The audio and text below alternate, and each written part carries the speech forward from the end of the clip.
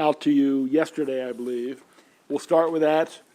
I know we have at least one other from a member, and there may be others that you all want to offer.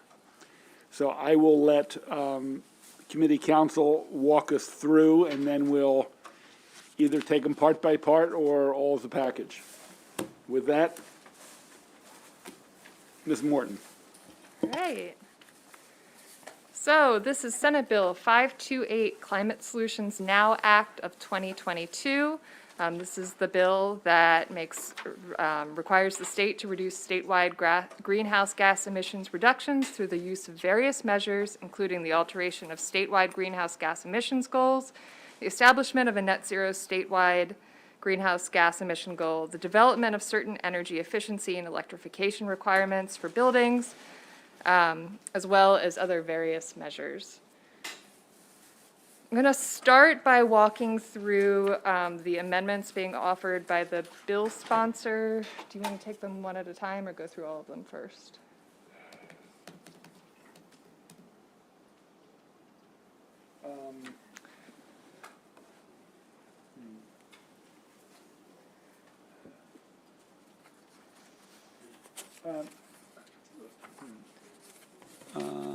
What's the pleasure of the committee? You want to vote each one up or down as we go through them? I mean, some are really cleanup. I don't. Some may be controversial. I think most will not. Yeah, okay, we'll do it. So the bill is. Well, let's do that first. We have to move the bill to have something before us. It's been moved and seconded. The bill is before us and open to amendments. We'll take them as they come from the committee council. We'll stop after each one, have any discussion, questions, then we'll vote it up or down. Okay. Please. So amendment number 1, this is on page 7, if you want to follow along in the reprint, prohibits the Climate Catalytic Capital Fund. So this is the new sort of green bank fund being set up in the Maryland Renewable Energy Center from being used for a project to install new equipment that uses fossil fuels or improves the efficiency of existing equipment that uses fossil fuels. And as you read the other purposes of the fund, it's about creating the clean environment, moving us towards the goal of a 60% reduction, and this is to make it very explicit. It is not to be used to reproduce the things we've been doing that have created and contributed to greenhouse gas reduction. It's just, in my mind, a clarification that we're not going to use it for encouraging dirty fossil fuels. So, please. So, how is this, for certain buildings or whatnot, how does this reflect to like generators and stuff, or is that later on? This is only for this new $5 million fund that'll be run by the Clean Energy Center to be used, qualified projects and clean energy technologies related to the purposes specified under B, which are the bottom of 5, reduce greenhouse gas emissions, facilitate electrification, enable improvements, expand clean energy generation. This is to leverage private investment of private capital who might need a bridge loan or to borrow to invest in clean energy, and also using the lens of environmental justice. So this has nothing to do with buildings. It's simply this new fund, Okay. which is to leverage capital. And to give sort of a concrete example of that, if you were a building owner and you were applying for money from this fund, this would essentially just clarify that you could get a loan to switch potentially from a gas-powered heating system to an electric heating system, but you couldn't use that loan to just move from one gas-powered heating system to a slightly more efficient one. So it's just for the purposes of this fund. Just Senator Carrozza.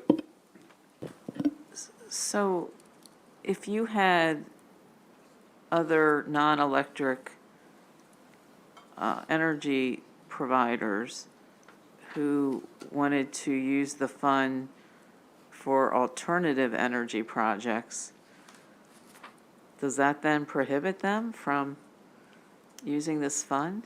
If it's a fossil fuel alternative energy project, then yes, so no oil or gas. It allows for, it encourages clean energy, new technologies, cutting-edge advanced clean energy technology. It's pretty open in that regard. The companies that's non-electric, if they were proposing a project using alternative energy, would be eligible for this fund It's not done by company, it's done by project. by project? Right. Okay. But am I understanding it correctly? I don't know. So, I mean, so if you were a company that happens to also do gas-based stuff, but you request the money for something that isn't fossil fuel-based, you could still get the money. You would just be couldn't- eligible. Sure, you just couldn't use it for a project that was based on fossil fuels. Okay. Further discussion on this amendment? Objection to adopting this amendment? Seeing none, Amendment 1 is adopted. Next. Amendment number 2, this also has to do with the Climate Catalytic Capital Fund. This would require 40% of the fund balance in each fiscal year to be used for qualified projects in low to moderate income communities. However, in years when there are not sufficient applications for projects in low to moderate income communities, the money would be authorized to be expended for other purposes. It's been moved and seconded. Discussion on Amendment number 2. Seeing none, anybody object to it? Amendment 2 is adopted. Next. The next amendment is on page 11. This amendment specifies that the Maryland Department of the Environment should use Maryland EJ Screen and other appropriate mapping tools for the identification of communities disproportionately affected by climate change. It's been moved and seconded. I'm going to take your question. Senator Ellis, do you have a copy of the reprint? Okay, because this has relevance because it may match parts of your bill from yesterday. And I want your input on this in terms of which vehicle to use. Senator Riley. Thank you, Mr. Chairman. I thought it was the EPA EJ screen. There's different EJ screens. And if you were here for Senator Ellis's bill hearing yesterday, Maryland has one that is specific to the state that was developed largely by the University of Maryland. That's fine. Thank you very much. Thank you, Mr. Chair. So- Page 11, line 16.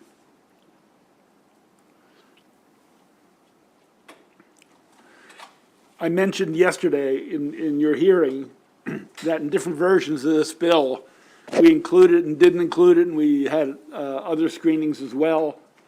And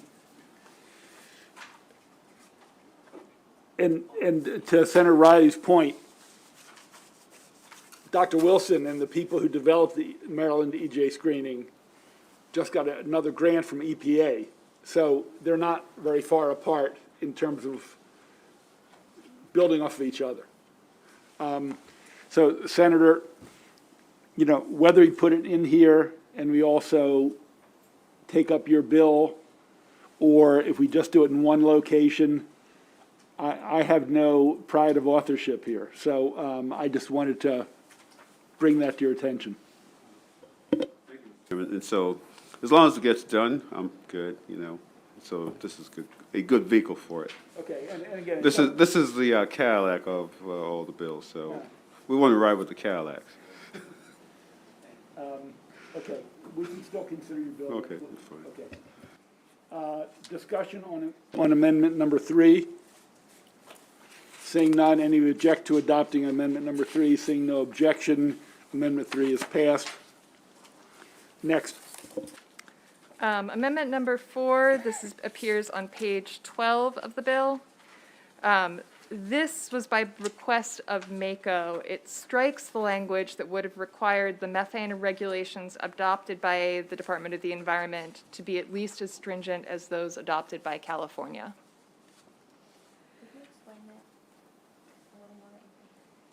Sure. So California, and it's referenced in the bill now, adopted pretty comprehensive methane emissions regulations for landfill methane back in 2010.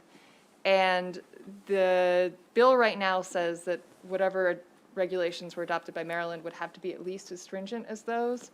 There has been some conversation, MACO has concerns about how the California regulations, whether they're appropriate for the landfills here. They would rather us not put that in the bill and just leave it up to MDE to develop them. If I could, and I heard from our own county, Prince George has testified, Ms. Grooms, I believe it is, on behalf of the county executive, and I met with them privately. They feel this is such a high level, it would be very expensive. And they were fine at that point with the rest of it, but they thought this was a bit of a bridge too far. And let's get the first steps in place. So I heard that, I listened to it, so we're removing it for that reason. Further discussion, Senator. Yeah, I'm not sure, it was moved in a second. You want to speak to it, Senator? Yeah, No, Senator Patterson. thank you, Mr. Chair. I just want to be clear, I'm sorry, a few minutes late here walking in, but, so we're going with the thrust that came from the county executive, some of the comments she made, because I met with him also about landfill. Well, I took feedback and suggested amendments from a number of people. I didn't take all of them, I took some of them. When I spoke with Prince George's County, and this was a week ago, Okay, this was their big concern. Now, I do know there's another amendment coming from Senator Carrozza, which came in the last 12 hours from MACO, where they want to change the whole landfill methane, I think, pretty significantly. And we'll take that up after we go through this set yeah, of amendments. So at least the testimony from Prince George's County is here. was getting rid of the California language. Okay. And then we'll come back to MACO? Yes. Okay. Okay, on this amendment, further discussion, seeing none. Anybody object to this amendment? Seeing none, amendment number 4 is adopted. Next. Amendment number 5, this is on page 18 of the bill. This was by request of the pipe fitters. It would require one of the labor representatives on the Just Transition Employment and Retraining Working Group to be appointed by the Mid-Atlantic Pipe Trades Association to ensure pipe fitters are represented on that group. And they are probably one of the most affected unions. Unfortunately, and I told this to the AFL-CIO, look, there's some unions that are going to benefit, IBEW, electrical workers. There are some, unfortunately, who are going to be affected if we have fewer pipes going forward. So they asked to be explicitly named as one of the participants at the table for what's called the Transition Work Group to talk about how we shift from old fossil fuel to clean energy, what it's going to take, whether it's going to take any state support, how do we ensure those working families are taken care of or retrained. They wanted a seat at the table because they were so directly affected. That's the rationale. So discussion on amendment number 5. I didn't add a position. I took one of the 4 from AFL-CIO, but there are also people from the construction in DC and Baltimore. There are a number of labor people on this task force. Any objection to adopting amendment number 5? Seeing none, amendment 5 is adopted. Next.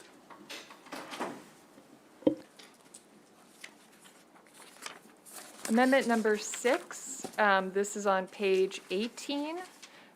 This strikes the representative of the Sierra Club and instead requires the governor to appoint 2 representatives of environmental organizations. This is also to the Just Transition Working Group. This amendment also just makes some corrective changes, updates the name of the Maryland, D.C., Virginia Solar Energy Industries Association, which is now the Chesapeake Solar and Storage Association, as well as the American Wind Energy Association, which is now the American Clean Power Association. And the rationale, very briefly, it was suggested to me that I shouldn't name the environmental group. There are a number of environmental groups, and we do add one, but it's still up to the governor, whoever he or she will be. Senator Gallion. You said, we'll go through your amendments first and then go on. Quick question, And just procedurally, if another amendment would tie in. will change these, then we will correct them to adopt to that. So So, nothing is off the table, in other okay, words. the reason I'm asking is, I had a request, and I didn't actually get this turned into April, but it came in kind of late from the Maryland Geothermal Association to page 18, line 26, which is right in here. Add 1 representative of the geothermal energy industry selected by the Maryland Geothermal Association. And Senator, I think that will be in order. Let's get through these, Okay.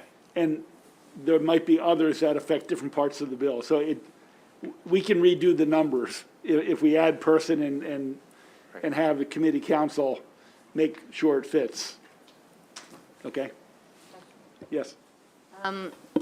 Question for either the sponsor of the bill, the chairman, or for legal counsel. On lines 5 and 6, 2 representatives of environmental organizations selected by the governor. Is it clear the definition of environmental organizations, and do we want national, or do we want to indicate that they have a presence in Maryland, which might be my preference? I don't know what you all think. My intent was they have a presence in Maryland, and if you want to come back, I don't know if we do it now or later. I mean, Doesn't matter. It- I it's- toss it's- that. it- If people, well, Page 18, lines 5 and 6. if it's a clarifying amendment that we're about to Yeah. adopt, I see that as a friendly amendment. Fine. That was the intent. Fine. So April, if you just stick the word Maryland or something in there. And then I assume these representatives will be selected by this governor, correct? The effective date is, This governor can't make appointments after primary. I think you can't make appointments that are subject to Senate Advice and consent. advice and consent. That might be right. No? No, we're also saying no? We ran into this in Maryland. Russ, Russ. bring the mic, please.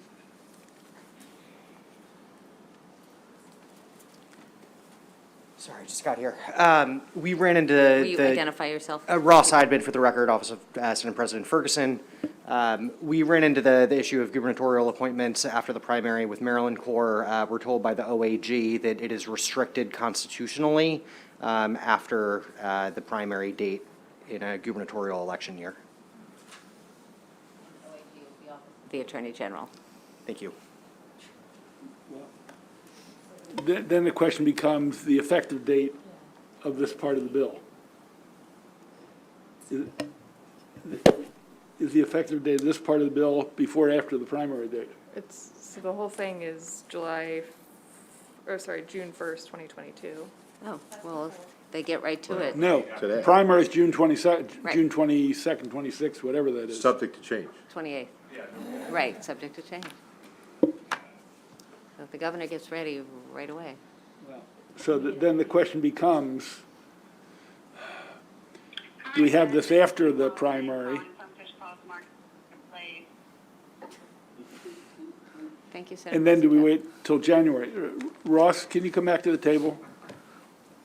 What if it's recommended by the governor but not selected by or appointed by? Does that matter? I'm not sure that I'm in a position to speak definitively on that. If there's someone from the Attorney General's office or anyone who knows the answer, maybe we can learn that answer, or we just put a pin in it, April, and we can figure that out? If it's recommended by the governor, though, then who makes the selection? That doesn't, so Ian, I think, just suggested that you could potentially, say, a secretary, designate one of the secretaries to make the selection. The question is, who do you want making the selection?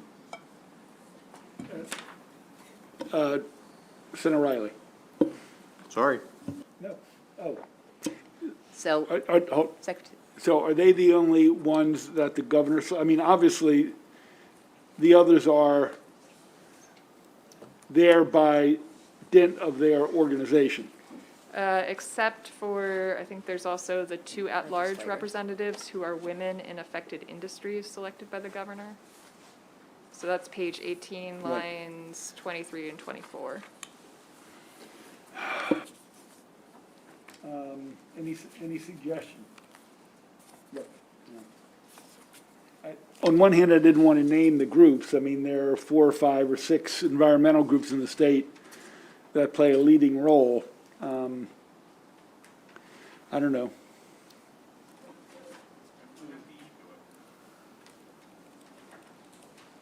Okay. I mean, they can be political, too.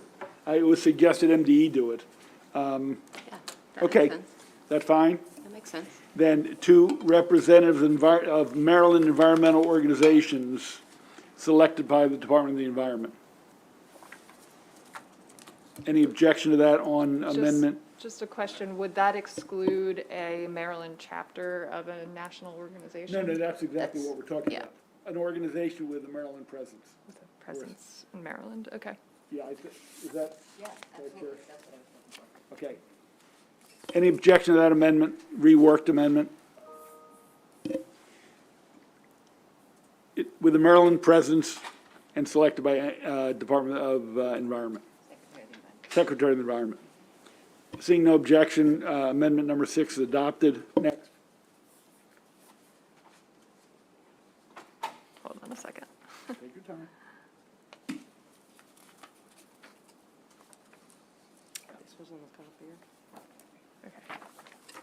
Thank you. Sure. Thank you. Amendment number 7. This is on page 22. This adds language requiring state agencies, when conducting long-term planning, developing policy, and drafting regulations, to take into consideration the likely impact of their decisions on communities disproportionately affected by climate change. And this is to sort of further, I hate to use the word integrate, but I will, the environmental justice lens through this bill. You know, in terms of earlier where we said the bank needs to put 40% if they can in low and middle income investments. And here it's to look at, all agencies should use, and we're not saying they got to hire 4 consultants.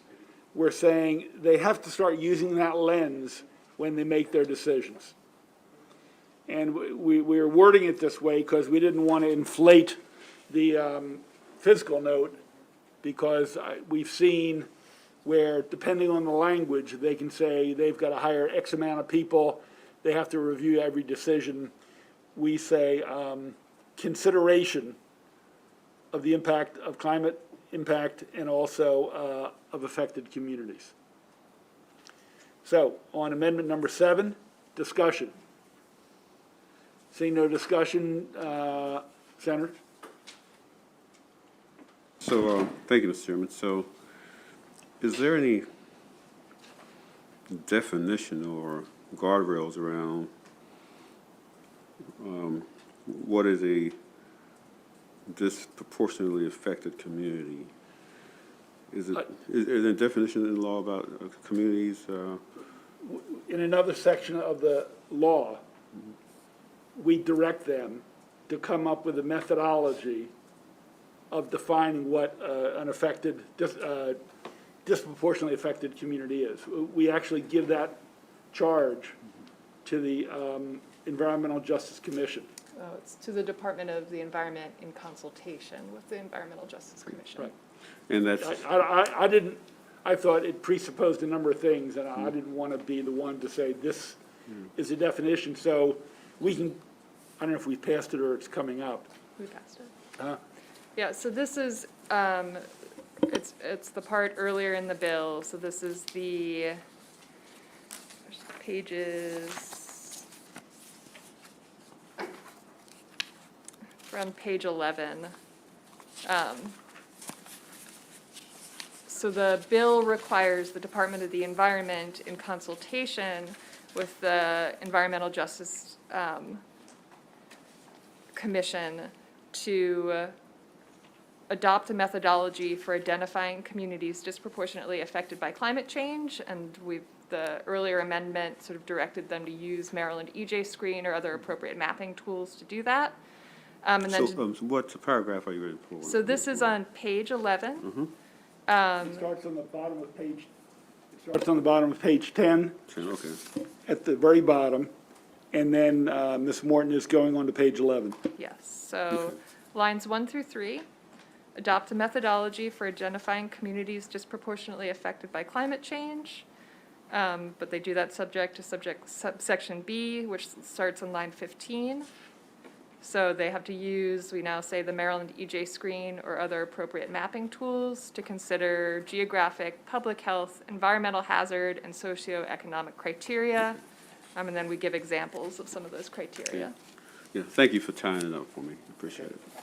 So on 7, further discussion. I don't see any lights on or objection. Then I will say amendment number 7 has been adopted. Amendment 8. Amendment number 8 is on page 23 of the bill. This amendment authorizes county boards of education to continue to contract for the use of school buses with an in-service date of July 1st, 2024 or before. It also moves out the date for the general requirements for them to contract for the use or purchase of zero-emission school buses to fiscal year 2025. So that would be beginning July 1st, 2024. And finally, it adds language requiring the Maryland Department of the Environment to work with county boards and private school bus contractors to develop electric vehicle infrastructure sufficient to support zero-emission school buses, and specifies that the department must prioritize the use of available federal funding to carry out this section. So the rationale, and we'll open up for discussion, the school systems that have their own bus fleets is pretty clear. After the date certain, they have to buy electric vehicles if money is available and the infrastructure is available. However, some of the smaller school systems contract. So this directs them to work out an arrangement where the school system gets the federal funds for school buses, electric school buses, and that's incorporated into their contracts with the contractor. This came as a result of hearing from some of the bus contractors across the state. Discussion. Senator Cardoza. Able to talk to my school bus contractors. We have several in my district, and they usually have multiple hats. Some are farmers. They are also school bus drivers. Some have other businesses. And with this language, I have no idea how this is going to impact them in their future. When we're talking about in-service dates, and what it means for them to move to zero-emission vehicles. I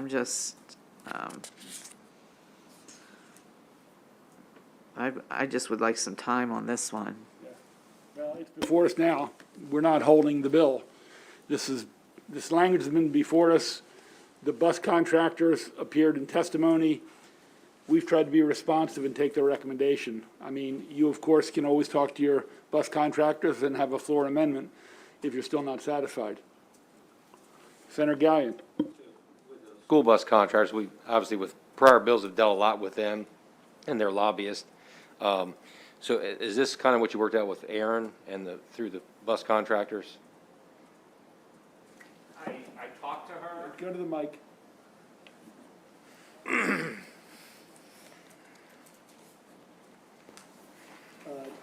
Obviously, this is my chief of staff, Ian Ullman, who has been in contact with some of the stakeholders, trying to work out language. And I think they were favorable with amendments too, so it would be, Right, right, we had a back and forth with the bus contractors. They explained their concerns, we said we would try to resolve them. You know, I sent them this language, I didn't get a specific sign-off on this language. I think conceptually, it took care of their concern, but I can't say that they exactly signed off on this specific amendment. But this was shared with them, Senator, and we have not heard anything back since. And we had the right email. I gotta thank you, I did get confirmation that they received it.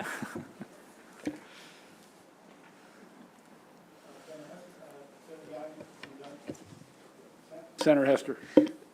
Council, could you just explain, so the use of any school bus that is not a zero-emission vehicle, unless it has an in-service date of July 1, 2024, does that mean that if they have a school bus,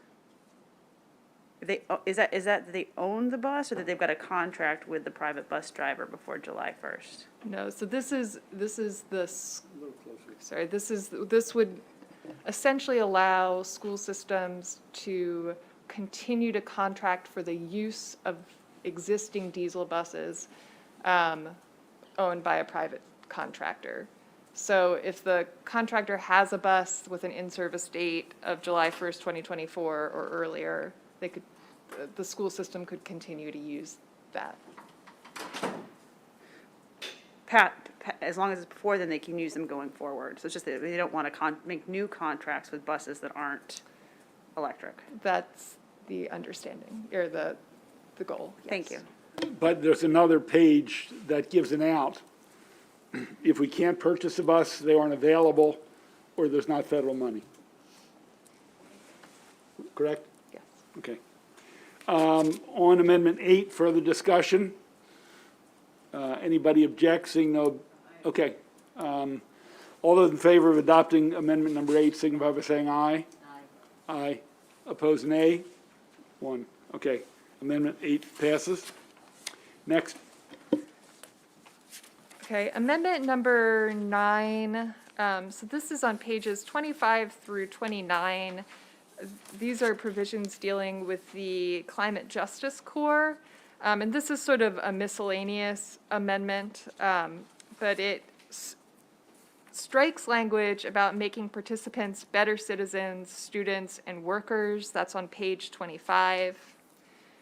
So instead, they would say that one of the purpose of the core program is to provide young adults with opportunities for meaningful service to their communities in the state.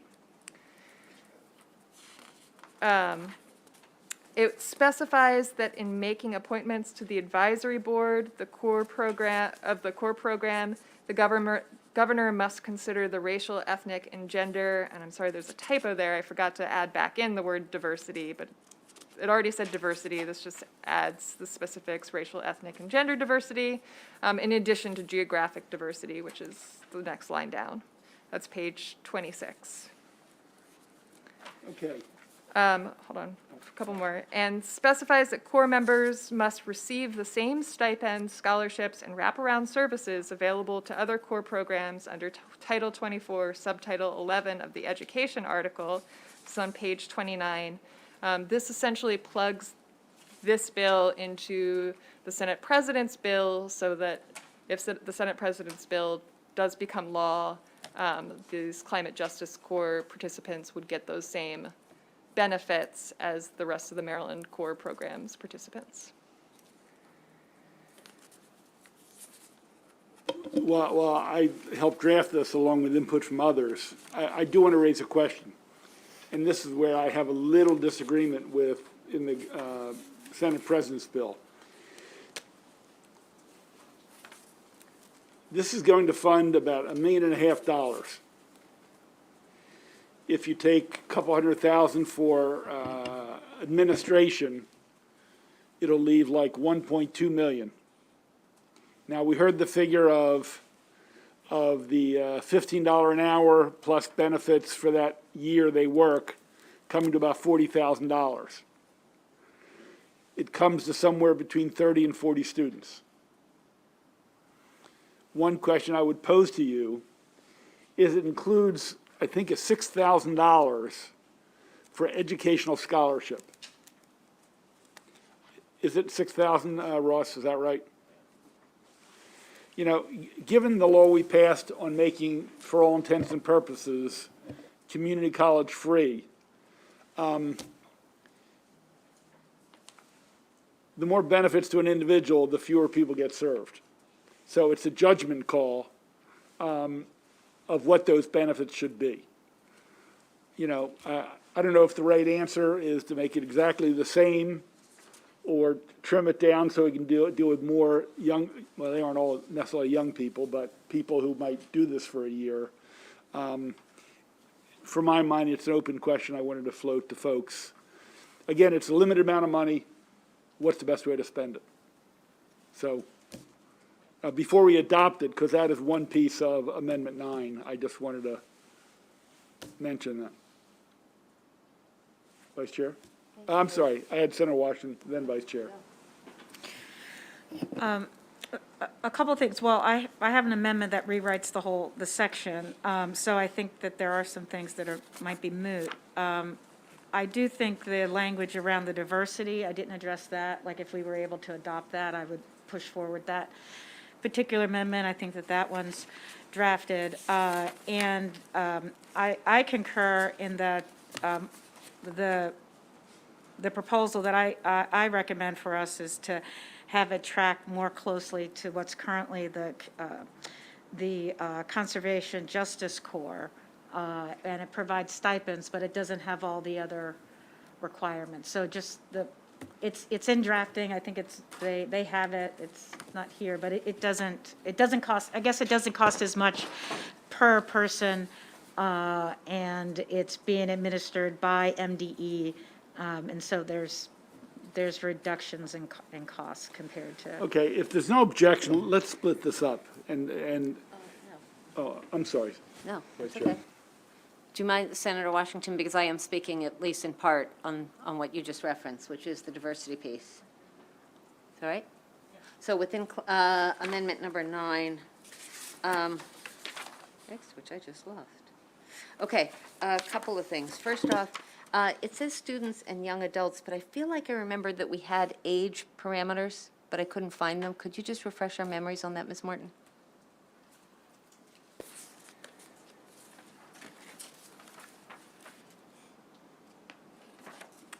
The Senate President's bill originally had it, and they removed them. In this bill, I can't remember. That's what I was. Yeah. So is a young adult 35? 42? 51? Hold on. Some of us might suggest. At least, it says at least 18 and not more than 25. That's what I thought I remembered, but is that still? can It's you on just- page 29, lines 18 through 21. I will say this language, a lot of this in sort of drafting this section was modeled on the Chesapeake Conservation Corps. So that's currently the requirements for that. And obviously, this body can alter the requirements as they see fit. So, I want to simplify our how we address this. What I was going to suggest is two parts which I think are non-controversial. We adopt, and the other things that may be readdressed with Senator Washington's bill amendment, that we hold this section. but the diversity section, which you may be thinking, is that the section you thought was not controversial? Because I have questions about that or suggestions. Okay. Bottom page 3 of 5 of the amendments packet, which is on page 26, line 25. Okay, let's do this. Hold tight on that. Sure. page 25 of 52, simplifying this descriptor, which gets a little subjective. Any objection to cleaning that up on line 17 on page 25? No objection. The first part of Amendment 9 is adopted. Now let's take up on page 26, that section, and I go back to you, Vice Chair. Thank you, Mr. Chairman.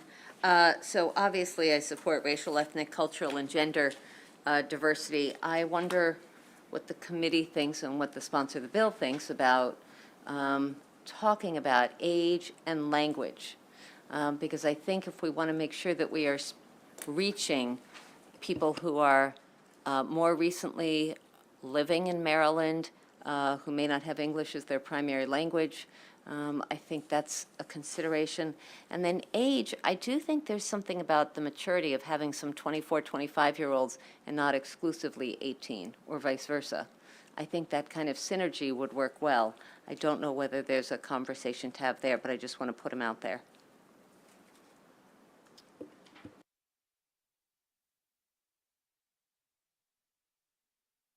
Would,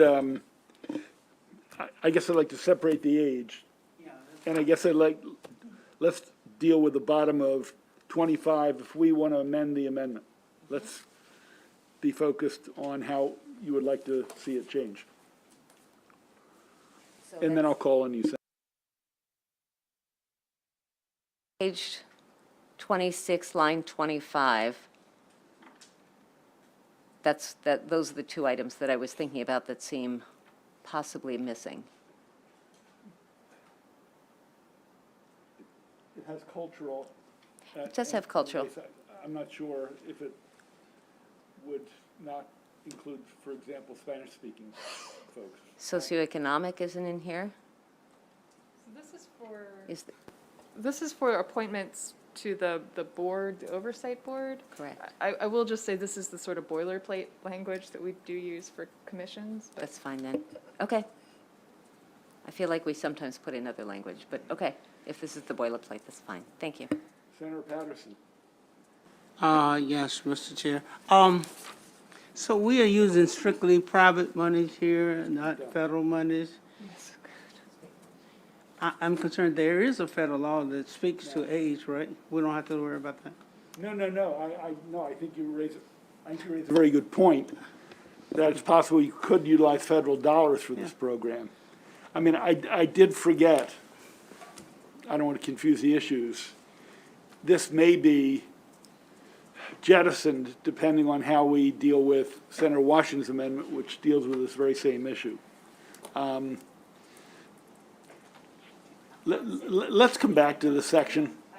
It's the diversity, so I sort of don't. But it's a core board. No, I know, but just that line, I do, in my revisions, I don't. So if you adopted a definition of diversity, it wouldn't be inconsistent with anything. Okay. Senator, you raised a good question, first of all, federal money, and I think we need to think about adding some language To cover. about going after the federal money. I think that's a great point, because someone else had mentioned that to me, but you're the one who's Okay. very knowledgeable about that. I think, as committee counsel said, this is pretty boilerplate language, which I think we've voted on a number of times, but it's before us now. Senator Ellis.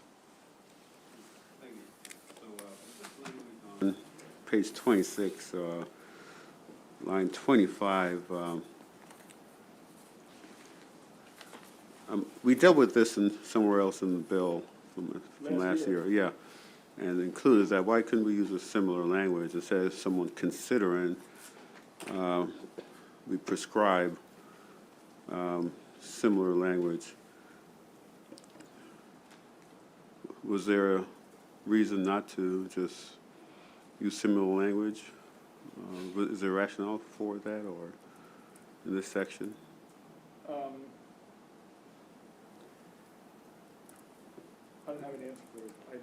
There was not a conscious, it was not done consciously to change. You know, we wanted to make it generally as inclusive as possible in the consideration of who the governor puts on the the board.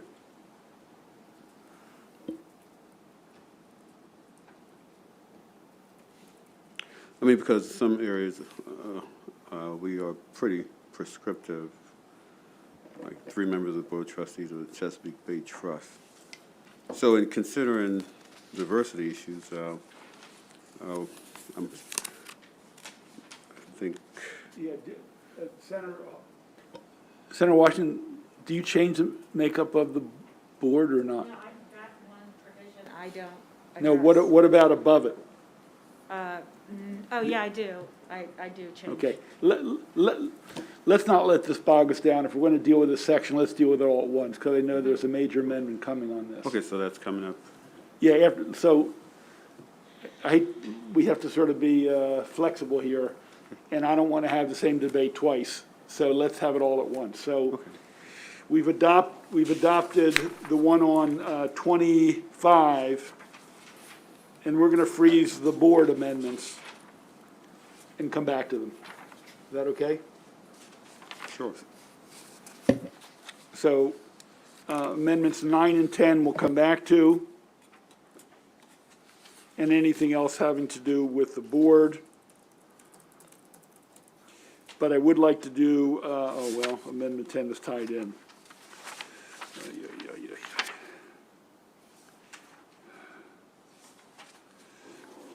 Okay, go to page 31.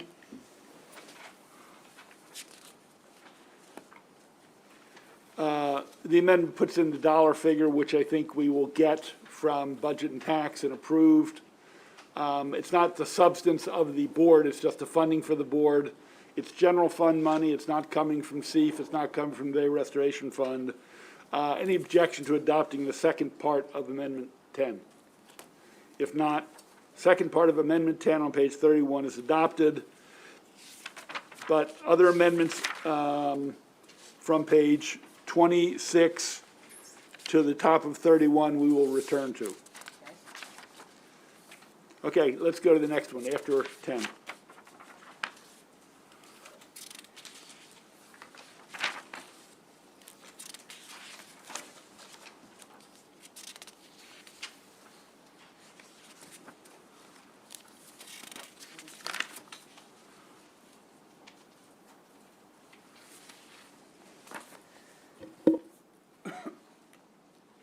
Okay. Amendment number 11, this is on page 42. This amendment strikes language that would have made the requirement to purchase zero-emission vehicles for the state vehicle fleet subject to the availability of funding.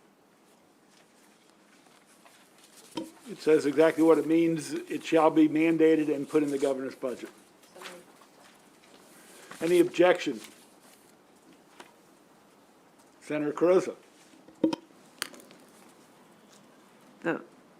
I'm sorry, is this the mandate that you're talking about is where in the packet? This is on page 42.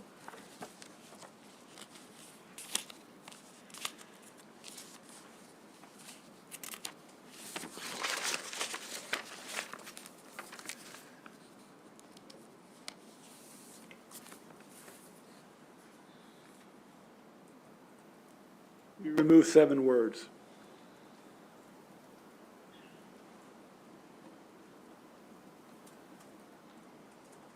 We want to make sure all of the new requirements, we know how much they are, and that budget and tax approves the funding for all the elements.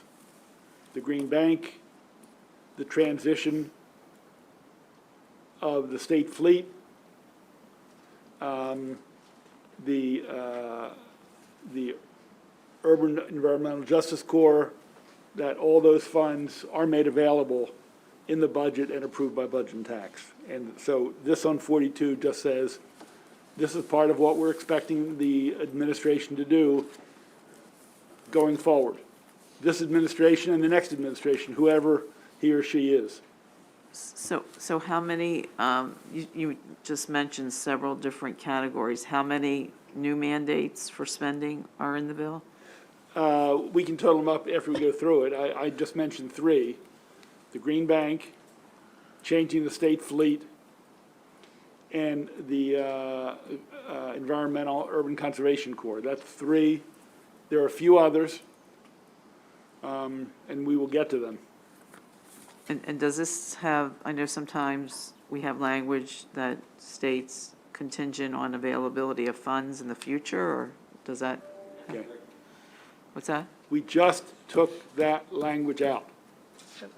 They voted on it yet? No, what is before you is saying you can or you can't. We're saying you will. So I would oppose the amendment taking out the subject to the availability of funding. Okay. Further discussion, Senator Hester. Thank you, Mr. Chair. I just had a question about, it looks like it applies to passenger cars and light-duty vehicles. Are there any uses that an electric vehicle would not be appropriate for? Like any emergency vehicles are not covered here, correct? Correct.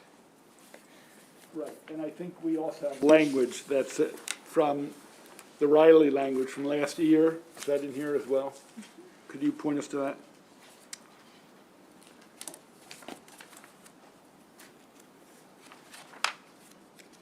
So page 42, lines 8 through 13.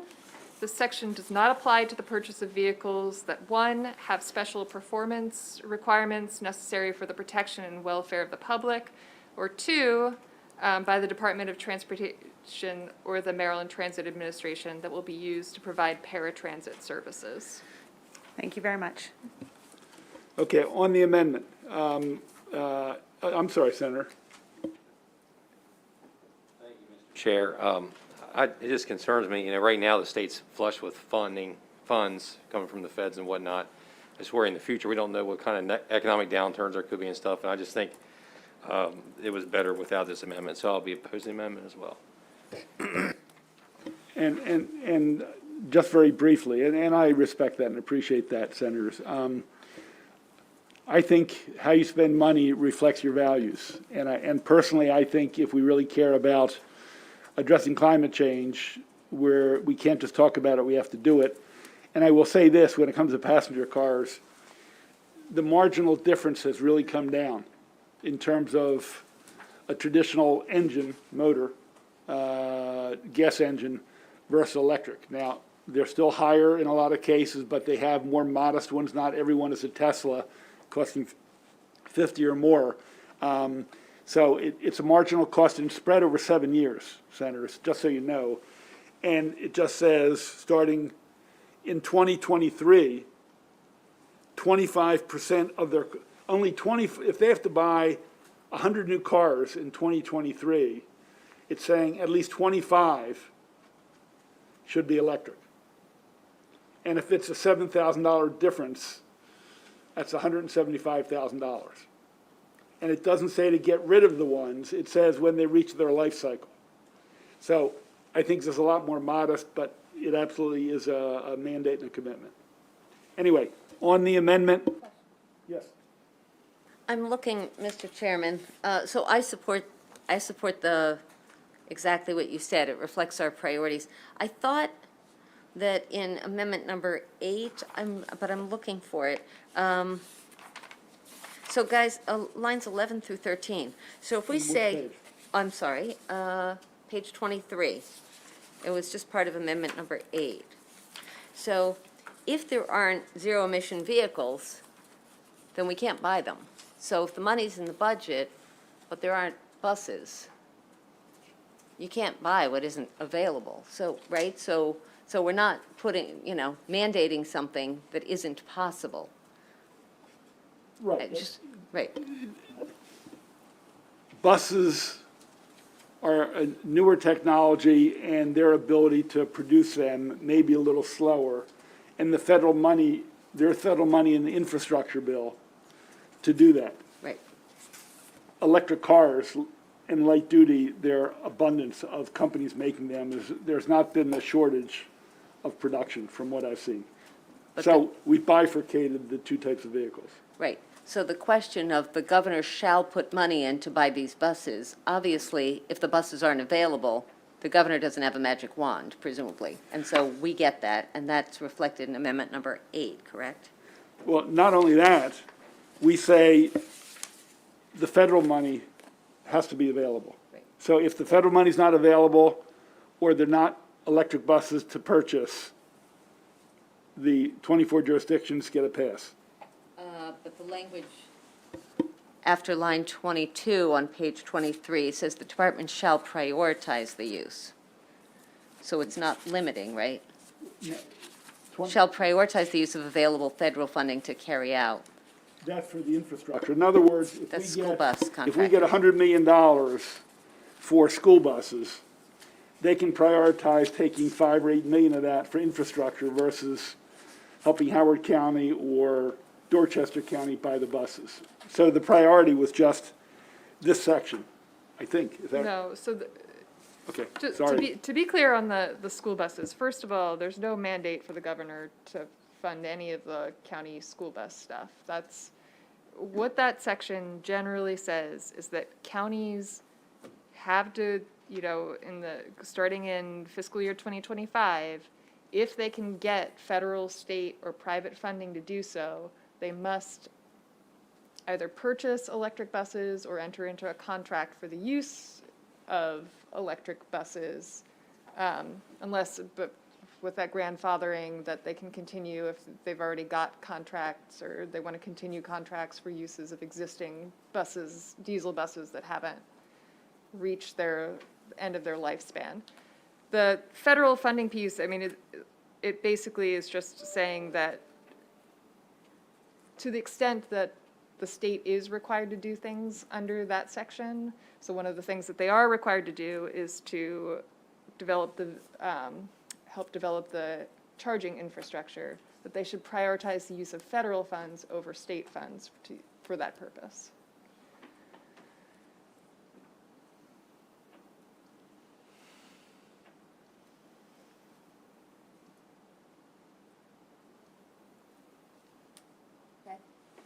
Okay, then we were on Amendment 11 on page 42.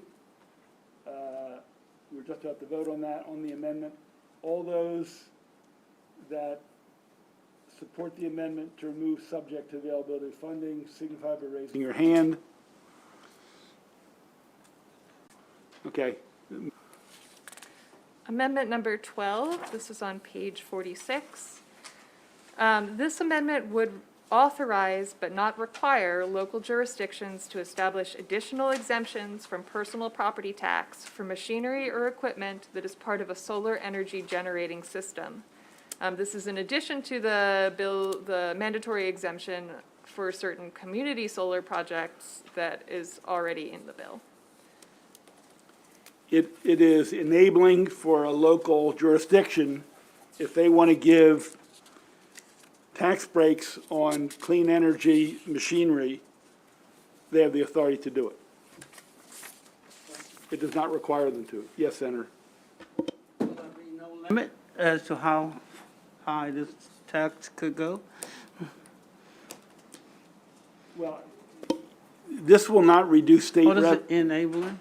It is enabling, Okay, and it does not affect state revenue. This only, it's personal property tax, right? yeah. So if a county or municipality is willing to have a little less revenue because they want to encourage more solar or wind or whatever, they can do it. Just It doesn't- solar. Huh? Just solar. Solar. So in other words, if Rockville or Prince George's County or Dorchester County wants to give some credits for some solar efforts, they can do it. They will make the judgment of whether the benefit of having more solar is worth the lost revenue. But it's up to them, and it won't affect state revenue. So do we have any other tax enabling lines? No, the only thing which was in the bill is right above it, which we did last year, is for, is it low income or not? Yes, so the exemption that is in the bill, so this is a mandatory exemption, is for machinery or equipment that is installed on rooftops, parking lots, roadways, or brownfield sites, and is also a part of a community solar energy generating system that serves more than 51% of kilowatt hour output to lower moderate income customers, which that is limited both in statute and in PSC regulations, how many of those can even exist. I think the fiscal note estimated there's something like 2 of them in the state. So it's to do special encouragement in low and moderate income communities. But so far, yeah. So this was, okay, No, ask a question, Senator. I mean, the tax thing is a fireball sometime in my district, my county. But you're saying it can only be used for specific enhancements of solar energy? Yeah, so the one that is in the bill, pre-amendment, is just for these community solar projects. When you say which- community, are you talking municipalities or just the whole county? No, so community solar projects, it's a model of doing solar energy where often the way it works is you'll have sort of, it's a net metering kind of setup where you might have solar panels on a couple of different buildings that are providing energy to sort of a discrete area. So instead of having like a solar plant that's just plugging kind of into the grid, Use solar panels. this would have sort of solar panels on a bunch of different homes that are sort of together serving one low-income area. I'm probably not explaining this quite right because this is deep into the sort of utilities PSC part of things. But the idea is that these community solar projects are intended to sort of put solar into urban areas and places where otherwise you might not be able to have like a big solar project. And in this case, this is limited to those that are serving low to moderate income communities. My last question, then I'll be quiet. We started off this way with landfills, okay? And we found out that they were all placed in one location that was not appropriate for individuals to live based on stormwater runoff and all these other kind of things. This is not going to be another catch-all where these things are going to be put in certain communities that may later on have consequences.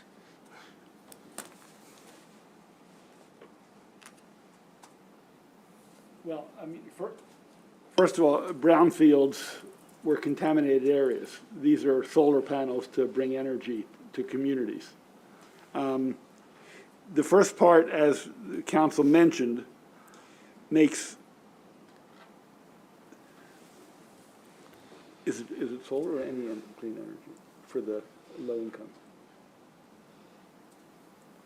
The part of the existing bill, Yeah, yeah, that's only community solar and low to moderate income. okay. The personal property is exempt from a tax if it's solar, community solar, in low and moderate income. It doesn't force them there. It's actually an encouragement to have it. But we don't know if anybody's going to do it. The second part is to say if a county or municipality wants to have more solar, they can exempt the tax on that personal property, meaning the solar panel equipment, but only if they want to. So, it's up to the, Homeowner? well, the municipal council or the county council or the governor or a county executive, whatever. Okay. So, I got some reservation, but I might. okay. vote Okay, against it. Senator Gallion. Thank you, Mr. Chair. I think April, you kind of got into it a little bit. I have a better understanding, but where does, Chairman, you started to mention wind, and so geothermal, wind, stuff like that. How come it's just solar? Why not a few more options that could be in for that tax credit from the locals?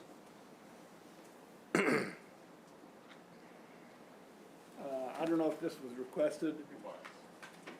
What, go to the, I say, it seems like a lot of, and this goes on in a lot of areas, and we always talk about this and that for solar, but, as the school we saw in Balmer City when we took the tour, geothermal is a wonderful thing, there's other options. I don't understand, it's kind of like solar is the main focus when we should be looking at all, a bunch of different things. If you look at the testimony from Anne Arundel County, they specifically requested the authority to exempt solar equipment from the personal property tax. So that's why we targeted it at solar, because it was a specific request they made. The community solar provisions are different. They were in last year's bill, which this committee passed, and those are very targeted to try to incentivize community solar for low-income, majority low-income populations that are on locations that we think are desirable, brownfields, rights of way, not taking up farmland and things like that. So that's the way we came up with that language. so, Senator, I mean, if you want to broaden it, it's enabling legislation. Right. We don't know if anyone will they might say, look, it's going to build on its own volition. We don't want to give them tax credits by exempting the tax on it. But it's an open question, Senator. I think broadening a little bit's a good thing. It's an option. The locals wouldn't have to they could do one and not the other, right? So, but it's your amendment, Mr. Chair, so I didn't know if it's something you felt strongly. I was responding to one of the counties. I don't know if Mako cares or not.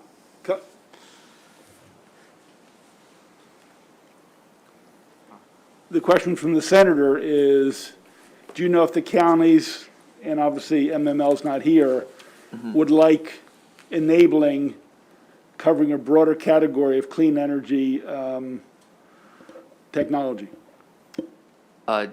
Generally, anything enabling that, not a requirement, but enabling we have the option to do or not do, we would be in favor of. So something broader, like I know you just brought up wind. Geothermal. Yeah, I don't see why we would have a problem with that. Senator, thank you. Senator, So if, the floor is yours. I'd like to add that into that amendment.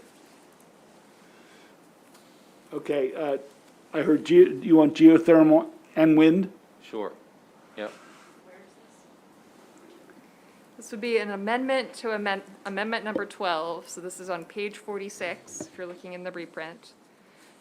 So right now, the language says, in addition to the exemption provided under subsection C of this section, the governing body of a county or municipal corporation may exempt by law any other machinery or equipment that is part of a solar energy generating system from the county or municipal corporation property tax. The proposal is to add that as part of a solar energy generating system, geothermal or wind. I'll second it. Discussion on the amendment to the amendment? Any objection? Adopted.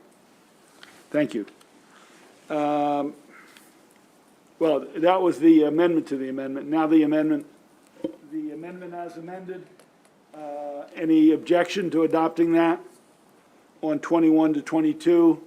Seeing none, Amendment 12 as amended is adopted. Next. So that's the end of the Pinsky amendments.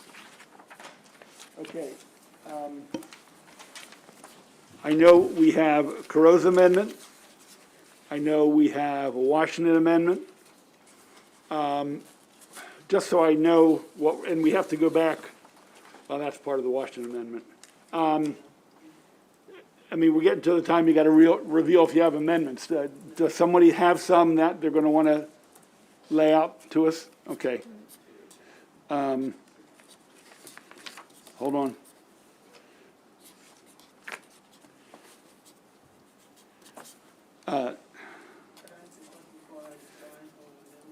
Sure. Are we going to revisit landfills at all? I think we said we're coming back to that section? Yes. Yes. Oh. I know the Carrozza amendment. Oh, okay. Huh? Well, then you have to do it from the floor. Literally, some of the additional requests from Mako came in literally minutes before and during this session. So I believe that we need a complete presentation. I'm asking for to be allowed to work those amendments on Tuesday. Other people here may be ready to go forward with those amendments. That's the request I'm making, since it's literally, some of this came in, and we want to do this the right way. First of all, I'm rejecting that. So I saw it this morning or last night, so it's not that new. Well, there's been three No, amendments. Hold it, I'm I was sorry. responding. We had a hearing on the bill last week, hearing from 3 counties and Mako.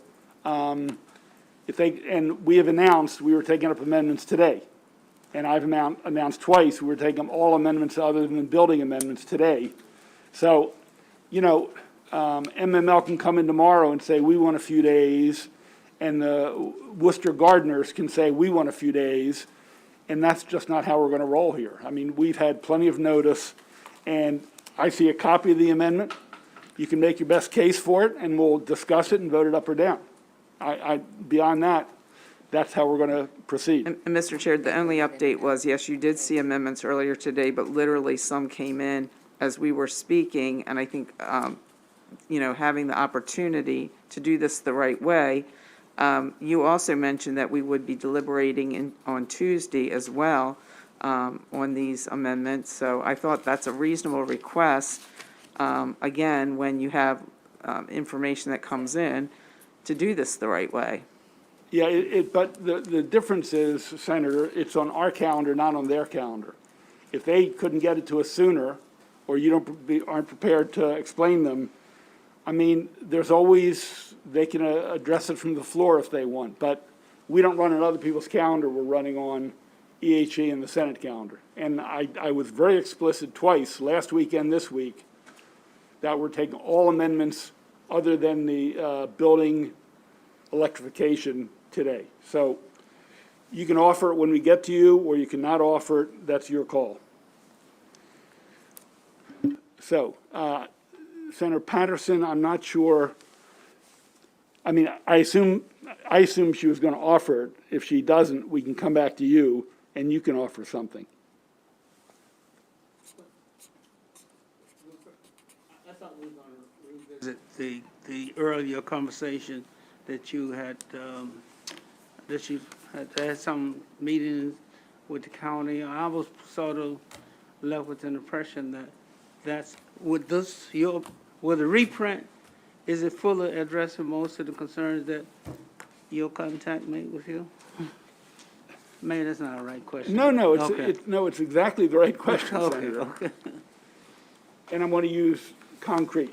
Okay. I had a virtual meeting with the Prince George's County government officials and their environmental service people. Right. A week and a half ago, virtual. They said they had a major concern. Most of the part on landfills, they're okay with. They didn't like using the California standard. Oh, yeah, okay. When I had a discussion with them, one of the problems has been us not getting accurate readings from the landfills. Right. They're putting methane in the ground, and in Brown Station Road is maybe central South County, but it's affecting a lot of people. Right. And the flyovers are showing it's much worse. And we didn't even know how bad it is. When I said the on-ground readings are not as accurate as the flyover, she made the point, and a fair point, Ms. Grooms, that the higher you go, you might have other things that are adding, and it's not from the landfill. Now, someone showed me a map, one of the scientists who's in the airplane, you can see the red coming up, which was the methane. She ultimately said, you know what, the number's probably somewhere between what we're measuring and what the plane's measuring.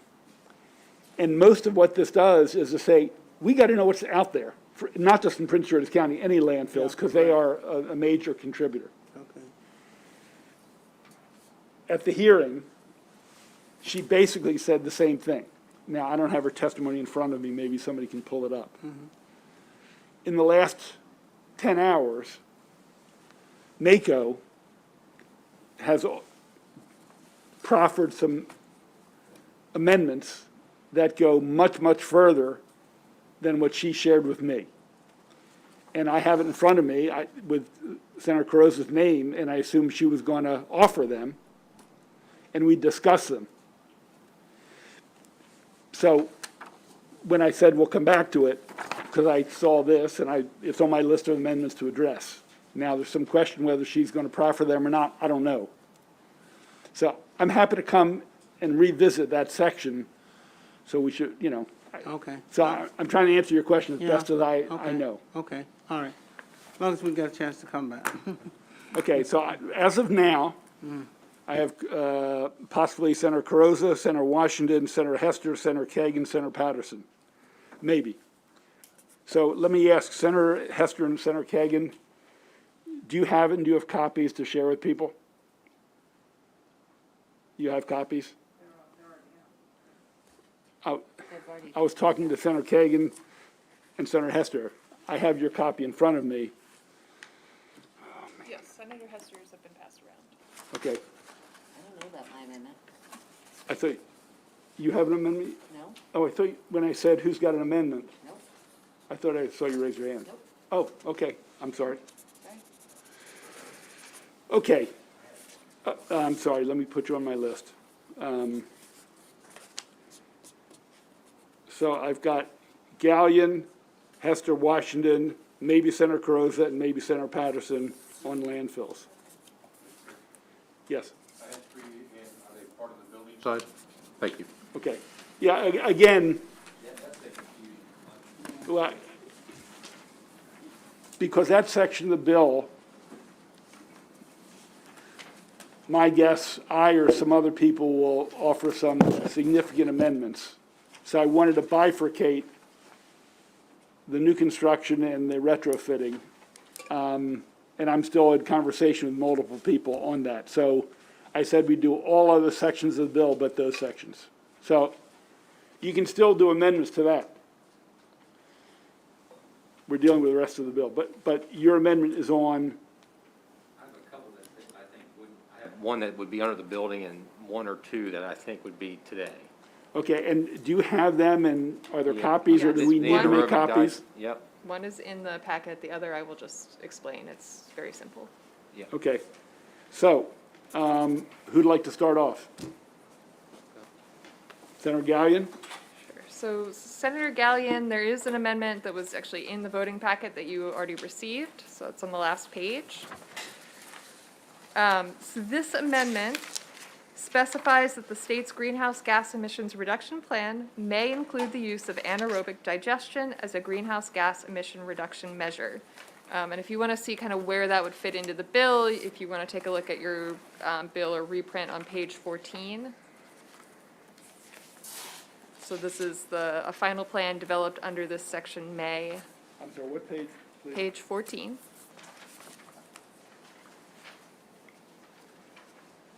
This would add may include the use of anaerobic digestion as a greenhouse gas emissions reduction measure. can I You want explain? to talk about it, please? So this is based on my experience at a farm in my district in Cecil County, the Kilby Farm, has an anaerobic digester. It's a dairy farm. There's not many dairy farms left in Hartford and Cecil counties. This is one of them. They take all the waste from that farm, the cow manure and whatnot. They also even have it worked out through volunteers where volunteers from different schools around Rising Sun bring food scraps in and put in that. And so what that facility does, they generate their own power. They can even send some back to the grid. Now with net metering, what it is, they can't send as much back to the grid, I think, as they would like, but they can send some back. But the other neat thing with it captures these methane gases, and there's technology coming about now. New Holland, if you're familiar with tractor dealers, you always hear John Deere, New Holland, Case are the main ones. New Holland has a tractor coming out that is going to run off of methane. So potentially this farm, by using their own waste or farm, manure and whatnot, they could power their facility. They could capture this methane gas and use it to even run a tractor with it. So I think having this in here is another option, is just a good thing to have stated in this bill.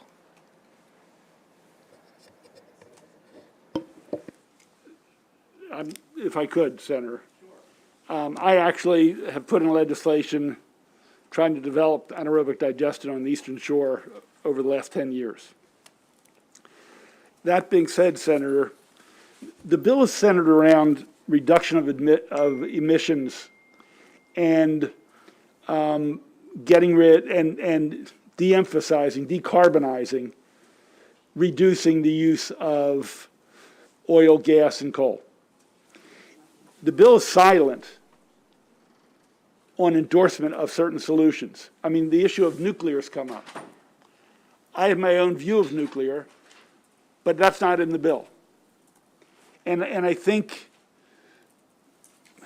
promoting anaerobic digestion may or may not be appropriate in some other bills, but I think once we open the door to start endorsing this and endorsing that, it really gets us going down a rabbit hole. And I'm not sure if this is the right technology, the inputs and the outputs.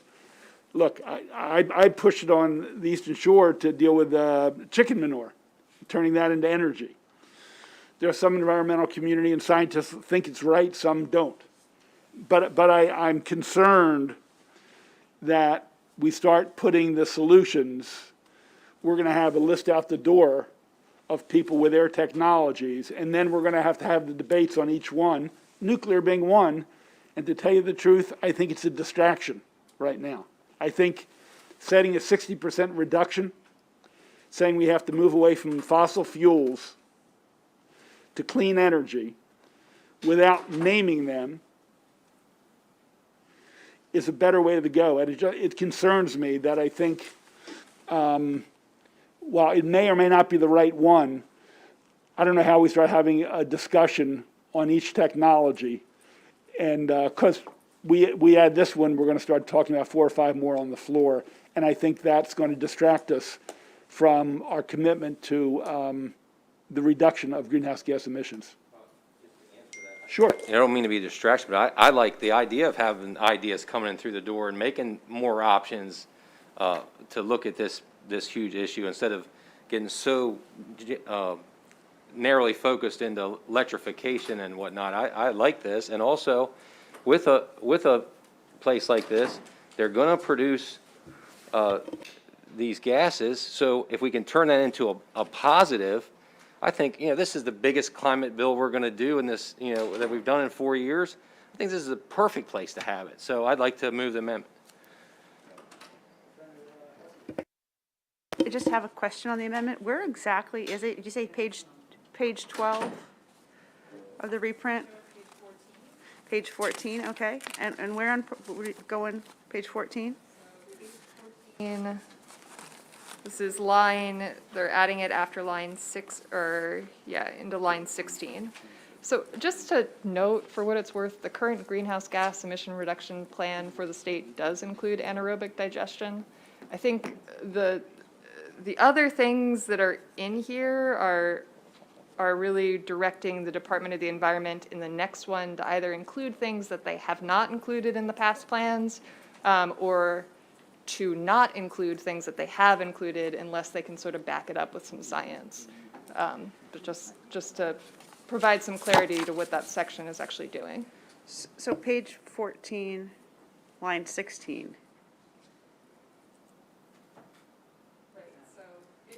Adding, this is the section that talks about a final plan. These are the greenhouse gas emission reduction plans that are put together by the Department of the Environment. It's sort of big picture, how is the state going to achieve greenhouse gas reductions?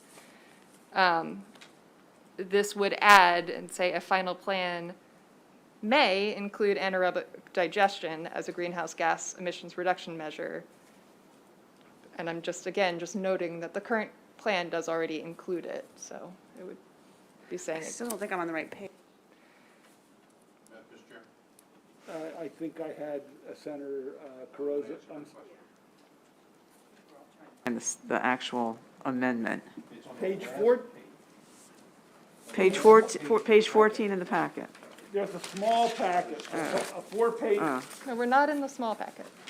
His amendment is in the small package. Oh, sorry, yes, his amendment is in the small packet. his amendment Sorry. is on the page, on the last page of the small packet, in the reprint, he's referring to page 14, between line 15, or around line 16, putting in a new number 4. I think Senator Riley. Just real quick, Mr. Chairman, to help address an issue I think that's come up. By not including it, we're not phasing it out. No, we're not touching it. Right, I was going to make sure Senator Gallion understood. I think if we put it in, it kind of gives it a higher level of attention, but by not having it in there, it doesn't target it for removal. Absolutely, nothing is targeted for Thank you. removal. Thank you, Mr. I mean, the only thing targeted for removal is Is implicitly the fossil fuels. Right. Well, Just and wanted to clarify also, it targeted for removal specifically in this section is highway widening can't be used. Road construction can't be used. Carbon capture and storage technology can only be used if it is scientifically proven. Yeah, that's fine. That's what this section is about, is limiting things that are Yeah. currently in the plan that, Yeah, if I could, on that point, just to clarify, this section addresses some things in the current plan. All the scientists say when you deal with methane, you shouldn't use a 100-year horizon, you should use a 20-year horizon. The international IPCC, I'm losing the acronyms, have said it should be a 20-year horizon. You should calculate it because that's the lifespan. So that's in here. In the plan that came out of Climate Commission, at one point they say widening roads is going to reduce emissions because cars won't be sitting in traffic. You know, I think somebody was on drugs when they suggested that. If you build more lanes, you're going to have more cars, which are going to emit more emissions. I think that was not proven science, and I think they were embarrassed by it. It calls for explicit breakdown of what each practice will result in how much emissions reduction. So it's to clarify what should be in the plan. It's not to say, use this energy, use that energy, because some are unproven, some are for high debate, like nuclear. I'm going to use that example. And I think we want to get this in place to say we got to reach 60% reduction. And I think the subsequent discussions about which energy sources we should use is wide open. And to be honest with you, some of that actually is a finance area. So I'm not against anaerobic digestion, nor do I want to preclude it, diminish it, or exclude it. And again, I've actually introduced legislation to help it. I just think this is not the right place in this bill. I think I had, Question. I had Senator Hester a minute ago. Okay, Senator. So would it be better to put in the section of enabling legislation where the geothermal is?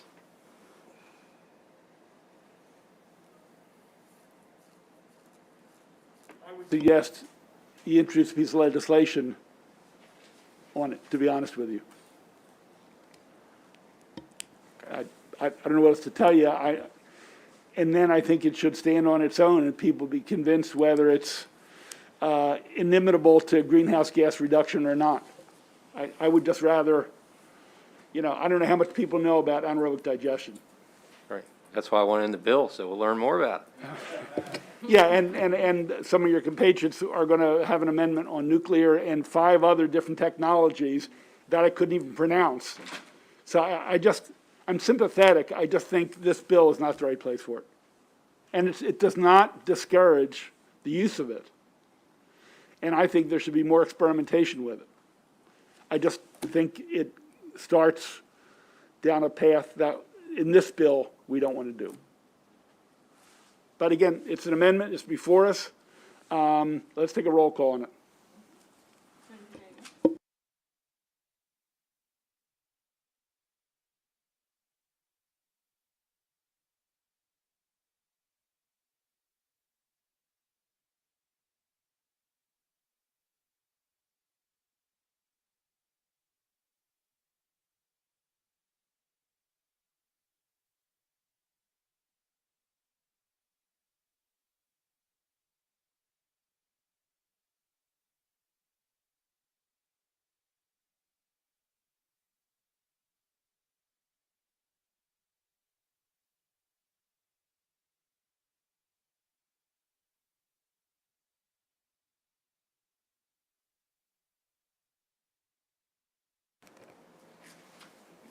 So this, the next one was the one when we were going through your amendments, started with, the page 18.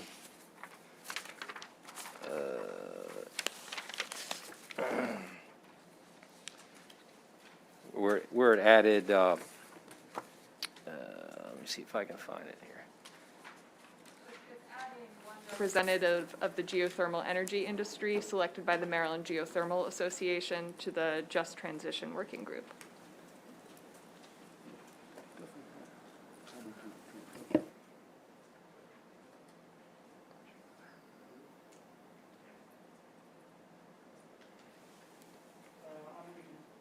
Consider that proffered and seconded.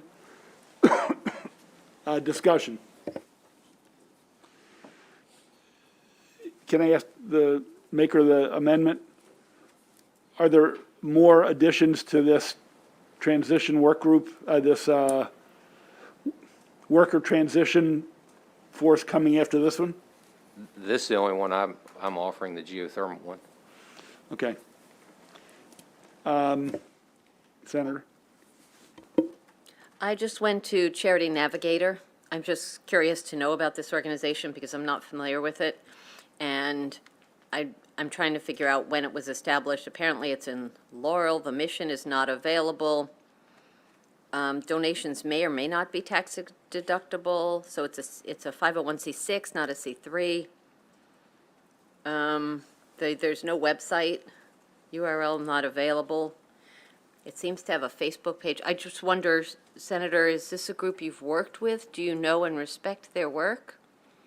We could make it a little broader. If you would like, then say a certain group, or you could say from the geothermal industry or whatever, you know, I'm not tied to that part. I mean, I just think that industry should have a seat at the table, especially in light of, you know, like what we saw when we went to the school in Baltimore City, learning about that. I think I mean, as we mentioned before, I mean, we hear about solar all the time. We don't hear much about geothermal, and it's, I think, a great option, So, I mean, Mr. President, if I could, Mr.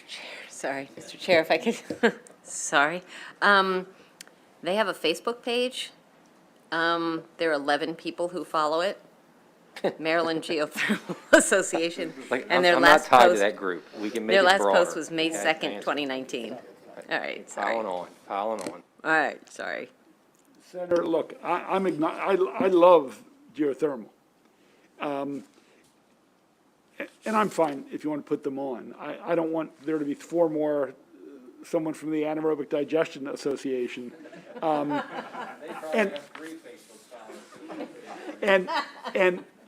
And just so we remember, this is a transition work group.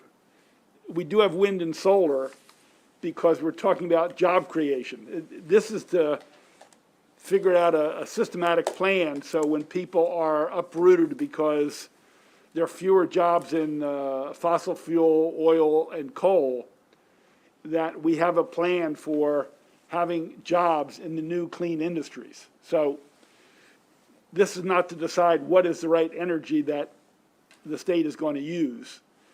It's a transition work group to deal with worker transition and job creation. So I'm agnostic. I don't object to it. So if you want to add it, anybody want to speak to it? Anybody object to the amendment? And we're going to use a more general American, well, it can be from the national. I don't know. Well, speak? Then, I mean, okay. So, Senator Washington had a bill yesterday, and I'm not gonna, or was speaking on a bill yesterday, and I can't for the life of me remember, was it the Patuxent Commission, or there was something, but it was about, we can't have 4,000 people on a work group and have it be effective. Oh, that was dentist? No, I don't remember which bill it was. In any case, are we gonna start having 1 million people of varying levels of expertise, knowledge, and clout? I think we want the right people in the room. And that is not to say, Senator Galliant, that we don't want to learn about anaerobic or learn about all these other possibilities, but the group should get started and set a direction, and then it can continue to expand. That's, no one's being left out from policy perspective or prioritization. It would be my opinion. Part where this would go, you have somebody from solar, you have somebody, this what's now clean power, which is the wind part. And in our earlier discussions, we added wind and geothermal to, early on in one of our amendments. So this would make this fall in line with that earlier amendment with those three things. Senator, I'm fine with adding it. I just hope that we take what the vice chair said, because on the floor, my guess is there'll be 12 more. And that at some point, no matter what the party, no matter who it is, we take heed to the point of just having everybody from every hamlet or every job description added to this. I mean, the main purpose is if people lose jobs, if there's less reliance on coal, oil, or fossil fuel, as we go to clean energy and we use fossil fuels less, if people's lives get disrupted, what is the plan? Do we give them a year of retraining at a local community college and say you're on your own? Well, I can tell you some of these people make $80,000, $90,000 a year.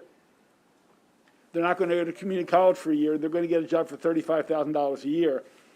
This, in my vision of when we drafted this, with the help of counsel and Ian, as you know, the idea was to say the right people should be at the table to say, what is this going to look like? Maybe the state has to give supports to these people so they can pay their rent, pay their mortgage, pay for their car. So that's the purpose of this. And is it exactly right? It's got government people, it's got union people, hopefully it's got some employers, community college for retraining. So that's the purpose. So I'm not, Senator, I'll vote with you on this, but I just want us to take this when it comes on the floor and things start happening. That's all. And I'm not asking you for a commitment, but I'm willing to adopt this as a member of our committee, and it makes sense to me, and I'm fine with it, Senator. Yeah, I was looking for the Maryland Geothermal, da-da-da-da. It's actually Geothermal Energy Association, trade organization out of Washington, D.C., advocate for public policies that will promote development and utilization, provides a forum for the industry to discuss issues and problems, encourages research and development, presents industry views to government organizations, et cetera, et cetera. I think that the terminology I would like to suggest to Senator is a member of the Geothermal Energy Association who is based in Maryland, one of the many companies belonging to the association but based in Maryland. That's my suggestion, Mr. Senator. Riley, amendment to the amendment. Vice Chair. I'm wondering whether even broader makes sense. Just a company, an expert, like someone who knows what they're talking about, who's going to bring value added, but put that in legalese. So they may or may not be a member of that organization. Word it. What's the will of the body? I want to do this and move on. Me too. On yours? Ours. Yes. Okay, With leeway to the good counsel to find a way to craft the language. So So it's more broad than specific. what was the organization name again? Geothermal Energy Association. So something like one representative of the geothermal industry in Maryland, or the one Maryland-based representative of the geothermal energy industry Or equivalent. selected by the Geothermal Energy Association. Or equivalent. Wait. Or, Right, if or they don't have- equivalent? If they don't have anybody, he's saying, or equivalent organization, I assume. We can't direct an equivalent organization to select a person, so, Well, let's leave it at that and see how far it goes. okay. Okay.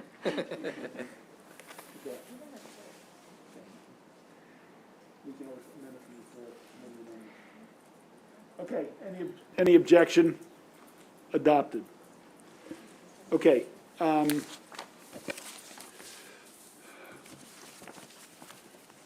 on. Senator Hester, you want to go to yours? It goes here, we should go to Senator Carrozza's and then come back to me. Okay. Senator Crozier, do you want to proffer your amendments?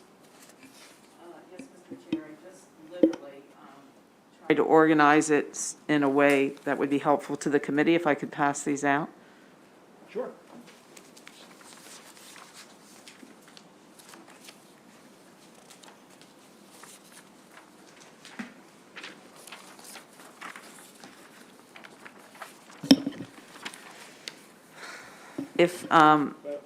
If I could ask, Let's, Okay, but,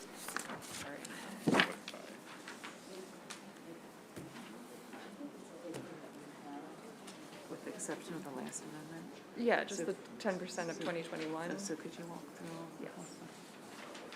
So, but can I ask you to just kind of ignore what's going around, because this is, Well, except that's fine, I just want, there was some explanation, okay, that's fine. so. just so I'm clear, is this, It's the I- same as the language that was previously passed around, that was previously distributed, basically, but with some explanation provided by NACO. okay, With one addition. One Okay. addition. Thank you. So, Thank you, Mr. Chair. it's just for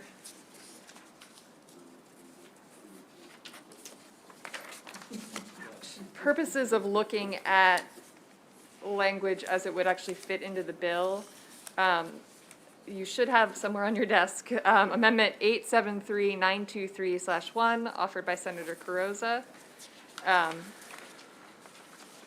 But the reprint language is probably going to be the most helpful part, so if you kind of go a couple pages into that bill, or that packet. So what this would do is it would exempt a municipal solid waste landfill that is closed and on which fully operational solar arrays have been installed from the requirements to verify emissions data if ground level readings differ from aerial readings. It would also allow the Department of the Environment to exempt landfills from monitoring verification requirements and emission standards adopted under the bill under certain conditions. Those conditions, if you want to look, are sort of that last page. The department may exempt a municipal solid waste landfill from the requirements based on actual site emission data, activities such as voluntary implementation of landfill gas management systems, et cetera. It also specifies that any measuring or monitoring required under the bill that exceeds levels required under federal law must be conducted at state expense through reimbursements to the landfill operator. And that's, again, on that very last page of the reprint, subsection B. Finally, the amendments would require the Department of the Environment to consult with landfill operators and other stakeholders when developing landfill methane regulations, and to strive to create compliance measures that add no more than 10%, and then the additional language that's in the the sheets that Senator Carrozza just sent around. So it's no more than 10% of 2021 environmental monitoring cost for a municipal solid waste facility. Senator? No, thank you, Mr. Chair. I appreciate your letting us try to organize all of this. If we go through the individual components on the sheet that was just passed out, when we're talking about, basically on the municipal solid landfills, which are closed and currently have a fully operational solar array installed, are exempt from the requirements in the subtitle. Obviously, what we're trying to do is encourage that clean energy infrastructure. And if Dominique could join us, if he has additional information to provide on the amendments? Okay, so that's the first one. Then on the second one, What it does or what it doesn't do. Senator Hester, you have a question about the first part? No. I do, Senator. So the bill says this only applies to municipal solid waste landfills that are required to monitor and report methane emissions. And then it goes on to say if they are required to report methane emissions, then if there are emissions reports from flyovers, then there has to be a sort of putting together the data to see if there is an imbalance. We talked about balance today on the floor, that the data from the ground and the planes are in sync or out of sync. And if they're out of sync, they got to figure out what is the right reading. So I guess my question to you is, if one of these that is covered by your new language has to report methane leakage or methane readings, why shouldn't we try to understand how much methane is being emitted from the landfill? I mean, if we're trying to get data so we know how much it's polluting the atmosphere and maybe people's lives, I'm trying to understand why we should exempt them. Dominique, can you? Yeah, I'm sorry. Okay, on that one, my understanding is why we were doing that is so it's those that are required to monitor and report their methane emissions. Right, but this would exempt them from having to report and justify if the emissions are out of whack with the flyovers. And so I'm just trying to understand why they should get a free pass if a lot of methane's escaping and doing damage to our state and our planet. Do we not want to know? But they're already required to do a certain amount. What the bill says is if methane emissions data acquired from an aircraft exceeds the ground level emissions by more than 25%, the Department of the Environment should investigate why there's a difference, reassess the methodology, and take steps necessary to improve the accuracy of ground level emissions. Why wouldn't we want to do that just because they have some solar panels? Are you talking about browns or solars? Because I was focused on the exemption on the solid waste landfills, which are closed and currently have a fully operational solar array. Yeah, I can read that. And I'm asking because, Okay, this bill addresses landfills that are required to do readings because this is dangerous stuff. 50 to 80 times worse than carbon dioxide, stuff coming out of your tailpipe. Can I just jump in and clarify something? This section does not require anybody that is not currently monitoring emissions to start monitoring emissions. So and I don't know what the status of these closed landfills is, whether they are already required to do emissions monitoring. But all this section says is if you are already required to do monitoring, if the department requires you to monitor and report your emissions, and we get an aerial reading that suggests that those emissions that the landfill is reporting are off base by at least 25%, they need to go back and reevaluate those ground level readings and explain to the department why their readings are so different.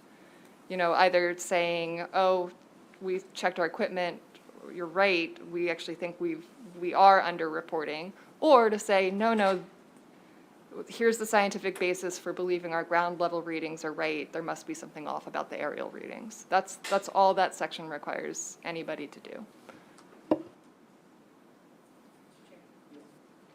On this amendment, so I'm doing a little bit of research on solar arrays. So one question is, it says that the useful life of a solar array is 25 to 30 years. And if we kind of give folks a pass, I'm wondering, first off, how will we know when these solar panels were installed?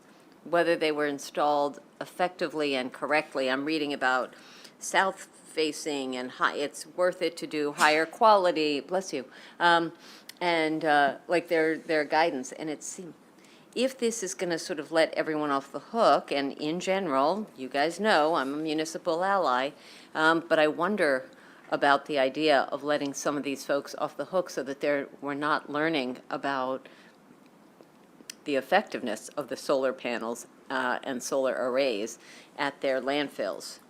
And then again, what sort of oversight and requirement for replacement when the end of their useful life? It says for the life of that solar array. Then what happens when they kind of peter out? How would we know, and what sort of requirements would there be for upgrading and replacing? I think that's a fair question, but I also think when we're dealing with this, is the cost of removing the solar more than the benefit of dealing with the methane? I'm sorry, who said anything about removing the solar? Because what we're talking about here is about the landfills which are closed and they have these solar installations in to have them exempt. Right, but no one is saying anything has to be removed. It says, this section, as the committee council just shared, is about testing, ground level testing. And then seeing if that is in sync or out of sync with numbers that are coming from the flyover, and trying to understand how much it's contributing to hurting our atmosphere and everything else. I don't see anything about removing solar panels. I don't understand. Well, my understanding is right now, the department is charged with administering this now. And if the landfill you're referring to has to report, they've got to report now. And if they don't have to report, they don't have to be exempted. So what they're proposing is that they're not under these state requirements.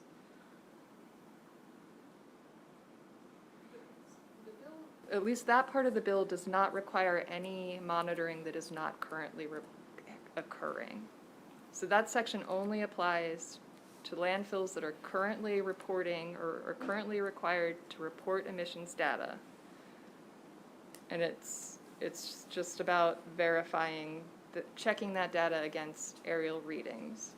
Senator, so if you look at line 5, this section applies only to a municipal waste landfill required to monitor.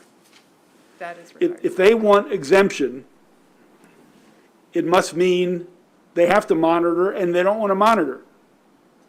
Because if they have to monitor, they're doing it now. So the question that before us is, if they have to monitor, should they get a free pass because they have some solar panels?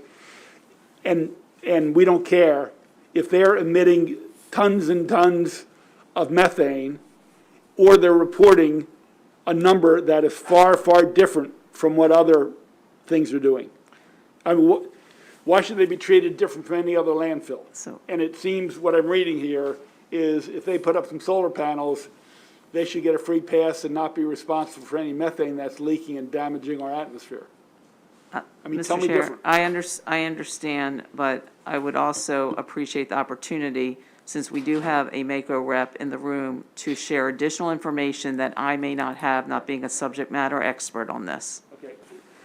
I'll let him come up, but we're not going to have a second hearing and give MACO time to present their I case, understand we're because just there are 10 other additional groups Additional that information offered on the amendments, amendment. and we're not having an open hearing. So tell us why we should give a free pass to this landfill. So the concern with this, and this came from several counties who have solar on brownfields. Please tell us who you are and your organization. Dominic Butchko, Mako. So the issue is that with the increased monitoring, there was a fear that we were going to have to go in and take solar off of these brownfields because of the new requirements. That would be incredibly expensive. Other parts of this bill, as you know, are pushing for all electric, which is frankly, it's a good idea. But if we are taking this renewable energy source off of these brownfields because of these new reporting requirements, that would be incredibly problematic to meet that, not to mention make these brownfields untenable, to turn them into a renewable resource. I assume we're talking about a specific landfill.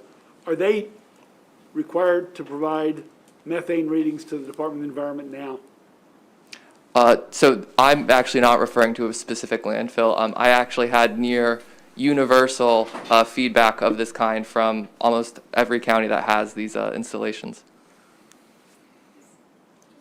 Clarify a little bit, is the concern about the monitoring piece, which again only applies to ones that are currently required to do monitoring, or is it about the new methane regulations? So a couple of parts there. So there is a little bit of a concern with the monitoring piece. We did mention at the beginning of this, not this hearing, but when this bill was first introduced, that aircraft, depending on your height, it's not the most accurate. So there are some concerns around that. The real concern, though, is the mitigation. So we have these brownfields. We have communities trying to do the right thing and turn these former, frankly, wastelands into a renewable resource. And depending on what mitigation is going to be required and the expense of that versus the benefit we're getting from the solar, we just want to make sure that we're making a sensible decision there. No one's saying methane is good, but the benefit of solar versus mitigating against that methane has to be weighed appropriately, if that makes sense. Bottom line is they had this drafted to the wrong piece. What they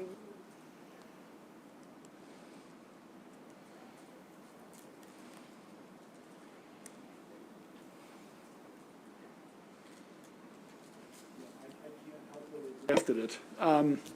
Right now, this is drafted to say, you have to report now. MDE requires you to. But if you put up some solar panels, you don't have to report anymore, which is against MDE law and regulations. Now, we don't know if that's really what you intend to do. or No, would no, like. that was that. So our intent is to preserve current solar installations, and actually, so in the copy that you got from us, and I just want to apologize for that really quick. There was some issues with the drafter. We want to preserve current solar installations, as well as there are actually plans for new solar installations. We want to make sure that those can continue to go forward. Okay, the bill, as it stands now, does two things. It tries to get all the landfills to an accurate reading. It doesn't say they have to adopt the flyover, because there are questions, they say, well, you might have accumulated other, but if you look at the pictures, it's pretty clear. But it doesn't say you have to do that. It just says, explain to the department the differences and try to work out with the department the discrepancies. That's part one. The second part is that the Department of Environment shall adopt regulations establishing surface methane emission standards for municipal solid waste landfills. It doesn't say what they should be, or whether they should be different for ones that are closed versus open. I assume the Department of the Environment will go through a long regulatory process, getting feedback from all the landfills, and promulgate appropriate regulations to deal with the landfills as they decide on setting emission standards. And in fact, I think MDE has already started down that path. So for the life of me, I don't understand what these amendments try to do. Unless all the counties are saying, you know what, we don't want to be covered by MDE, we want to go our own way. If it means making changes, we don't want to be told what to do. So beyond that, I haven't heard anything that makes sense, to be honest with you. So again, our intent simply here is that we have these fields that you can't do much on, but install solar, and we just want to preserve what installations we have and be able to carry out with the plans that we have. And I do just want to point out, you mentioned that MDE is going to consult with counties and everything else. I just want to thank you for taking out the California section of this and listening to us at MACO, because when this was drafted, it was drafted with the intent of that language being in there. So we do appreciate that you view us as partners in that. Before us, let's just vote them up or down and adopt them. Senator? Thank you, Mr. Chair. Howard County Sustainability Department reached out to me in support of these amendments, or the intent of these amendments, and so I think it's fair that we pay attention to them. We've talked about the first one, but I was reading through the second one after line 17 insert, and I think that this might go to the heart of, if we can issue variances for some of these things, it might go more to the intent of what MACO was asking for.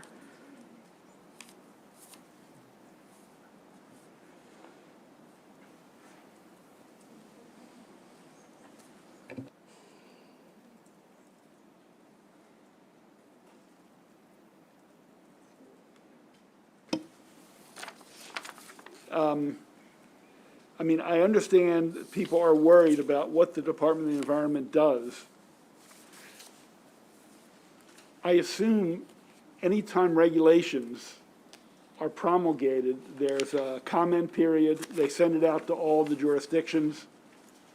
They get comments, and included in their regulations usually are these kind of things. And I guess I don't want to presuppose what the Department of Environment is going to do. So, this adds very specific things, and I don't know if they are the right variants or not. And look, I'm not a big fan of this Department of the Environment, but if they promulgate them, they'll promulgate them. I guess I'm just trying to understand. This was on page 12. Right now, it says, on or before January 1, 24, the department shall adopt regulations establishing emission standards. That's all it says. It doesn't say what variances, what should be included from aerobic digestion to composting to whatever. I don't know. I just think we're ahead of ourselves. I'd rather let the experts do it. And, I don't know who wrote this, and they may be the right ones. But I would rather leave that Department of the Environment to work out with the 24 jurisdictions as they set this up. I'm not against it, but I think these may be right, they may be wrong. They might be weak, I don't know. Anyway, Senator Carrozza. Just to follow up on the variances, it says the department may issue variances. It's a may, and if you go through the individual examples, it would still give the department leeway. So it seems like a very fair and reasonable request on these variances.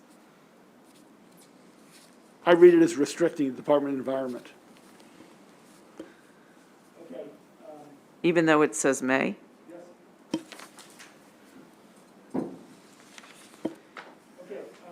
Split these, I mean, we can take it together, we can take it split.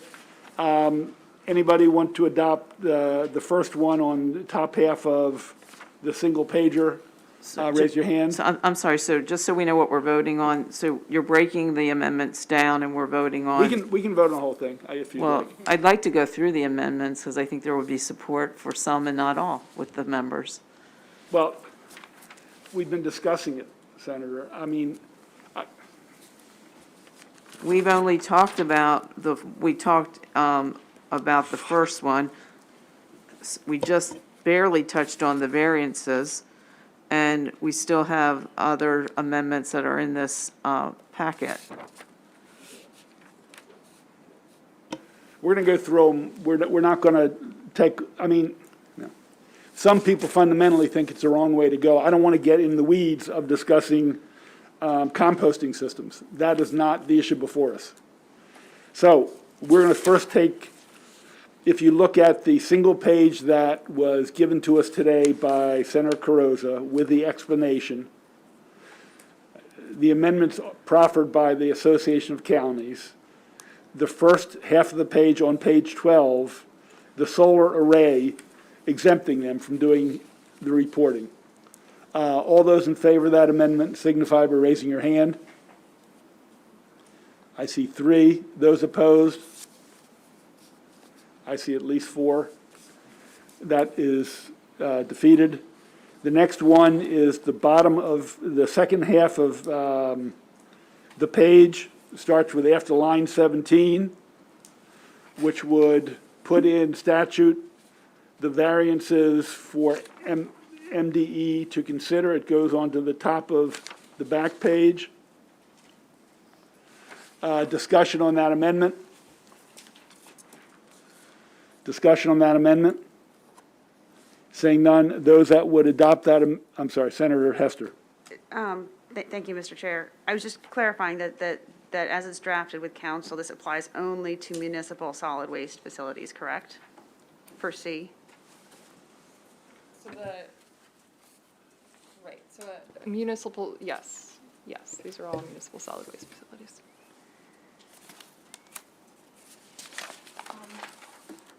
Clarifying question on that? Yep. Thank you, Senator Hester, for asking that. Ms. Morton, you said municipal, and yet the amendments, I'm just missing it. The amendments are coming from MACO, which is the Maryland Association of Counties. Can you just clarify for us? A municipal solid waste landfill does not mean it's owned by a municipality. It's a type of landfill. It basically just means the landfills that take your household trash. Thank you. That's a municipal solid waste landfill. I was assuming it was something like that. So it's not in a municipality No. necessarily? Not Okay. necessarily. Thank you. Discussion, further discussion on what I'm calling the second amendment, bottom half of the front, top 5 lines of the back. Further discussion, Senator Carrozza. I would just like to point out to my colleagues that this is a may, and this is a reasonable request that MACO is making. Okay. All those in favor of adopting this amendment signify by raising your hand. Those opposed? May I suggest a roll call? Roll call.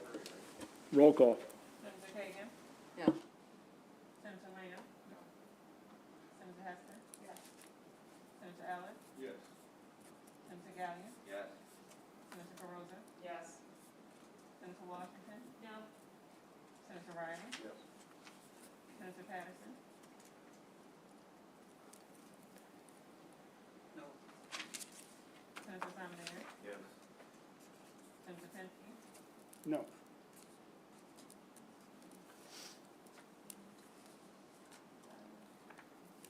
Adopted 6-5. So I do want to point out that amendment cross-references a later amendment that says that they may issue a variance if remediation within a given facility will incur costs that exceeds those incorporated in section 2-408C, which they say the regulations developed under this section shall strive to create compliance measures that add no more than 10% of 2021 environmental monitoring costs for a municipal solid waste facility. So that would be, they could give a variance if it's going to be too expensive for them to comply.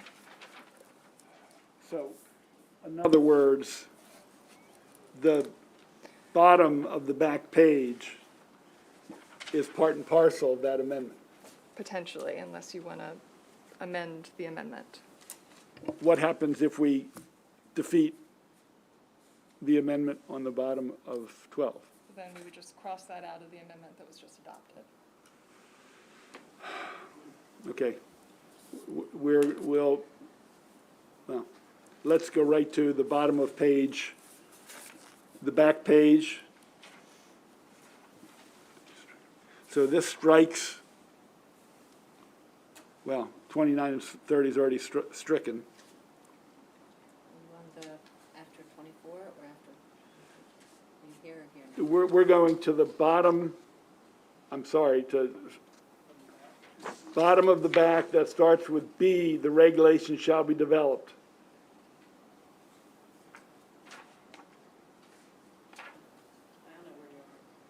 So this is the second, on the last page of the sheet that you just passed out. So this would say that the regulations, in developing regulations under this section, the Department of the Environment shall, 1, consult with the operators of municipal solid landfills within the state, and 2, strive to create compliance measures that add no more than 10% of operating costs for a municipal solid waste landfill. Okay. Or sorry, and to add no more than 10% of 2021 environmental monitoring costs. So in other words, what we just passed refers to section 2, 408C, which we didn't pay attention to when we voted on the first one. So if you flip the page and go to the very bottom, it has a shall. So in other words, if that municipality doesn't meet the standards set by the Department of the Environment because they think they're dangerous, if the cost of their 11%, even though it's dangerous, they don't have to do it. It says that the regulations shall strive to create compliance measures that add no more than 10%. Yes, it's strive, but yes. Well, the implication is if I'm a county with a municipal that is over that, I'm going to use this in my legal battle to say I don't have to comply even if I'm releasing all kinds of methane into the air. And I can ignore what the Department of the Environment has said after discussing with the 24 jurisdictions. So that's why I wanted to move right to the bottom of the back page. Senator Kagan. No more than 10% of the 2021 costs. We have no idea what that number is going to be, what cost increases, what availability, into years in the future. That seems irresponsible. We're going to be letting everyone off the hook with a 10% increase. I think it's a really bad idea. With the amendment on the last two paragraphs of the bottom of the second page, we're going to do a roll call on that, and if it goes down, we'll have to correct the reference to this section. Lamoria.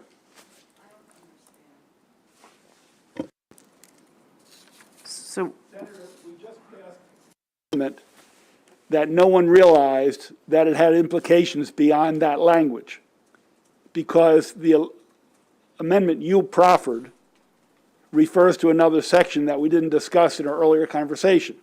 So now we are discussing the implications that we didn't know about, which is on the bottom of the second page.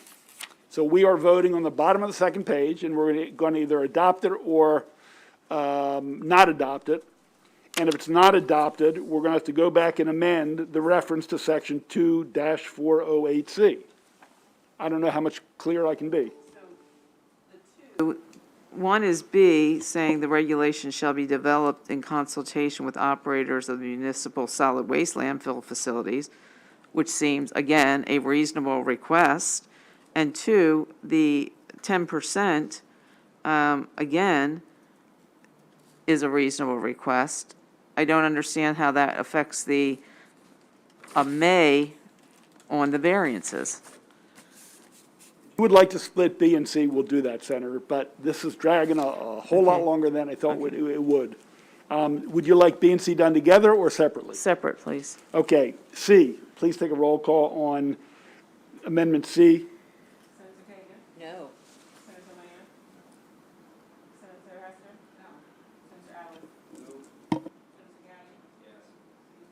Yes.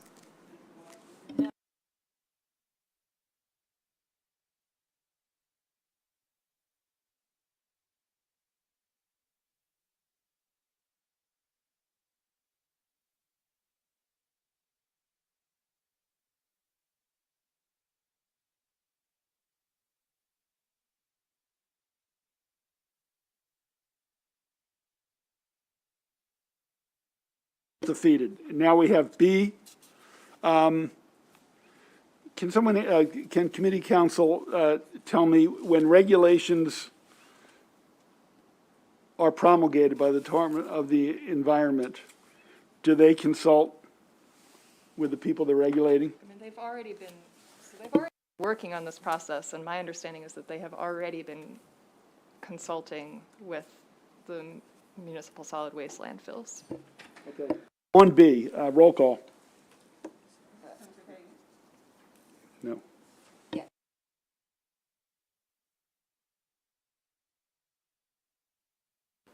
Just to clarify, if regulations are developed in consultation, shall be developed in consultation, that sounds like those who are going to be regulated get to buy in, not just be checked in on, but that they would have to, yeah. No.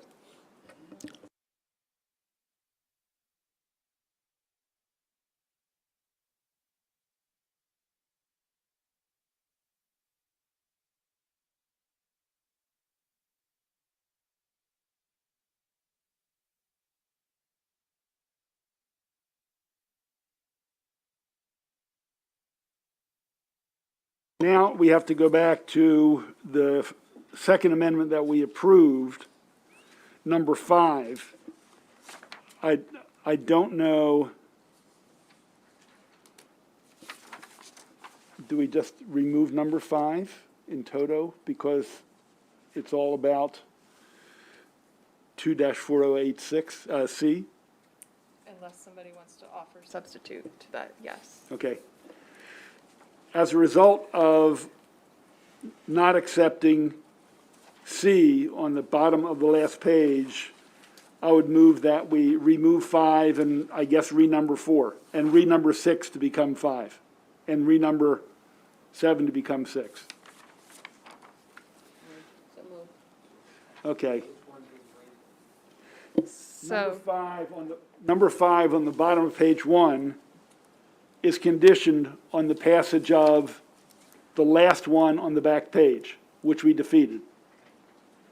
So it's really not relevant anymore. So we passed the rest of them. We would just remove 5 and move up 6 and 7.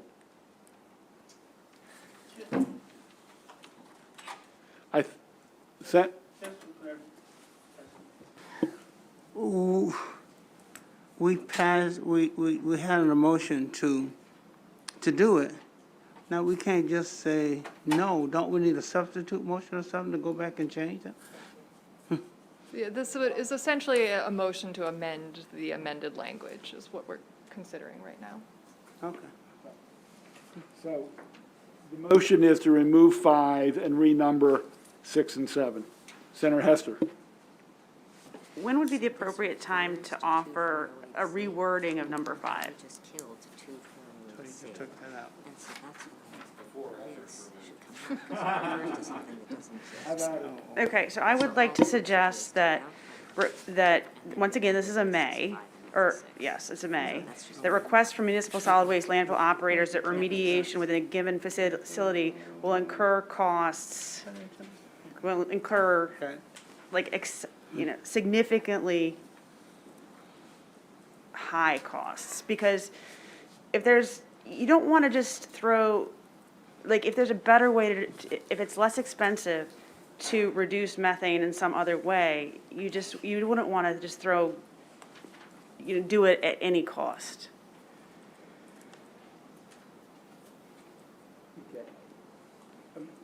It's up to the committee. I don't think the Department of Environment wants to prohibit and close down every landfill in the state. Because that stuff has to be put somewhere. I mean, as much as, like I said, as much as I've had a problem with the Department of Environment, I'm trusting they're handling this stuff. So, I don't know. So you trust the Department of the Environment to not do something that's too expensive to put the landfill out of, the county out of, whatever? Well, the charge we're giving them, that they've already started down a path, is to get a handle on methane coming from landfills. Some counties are already working on it. I don't know what the right emission level is, but I think if we want to, help our state and our planet, we have to start, one, knowing what it is, and then capturing it, or put technology in place. So, I assume they will come up with reasonable, like they promulgate regulations, they always send it out to the affected parties. They have a 3-month or 8-week comment period. They adjust them. Then it goes to ALR. It comes back to us anyway.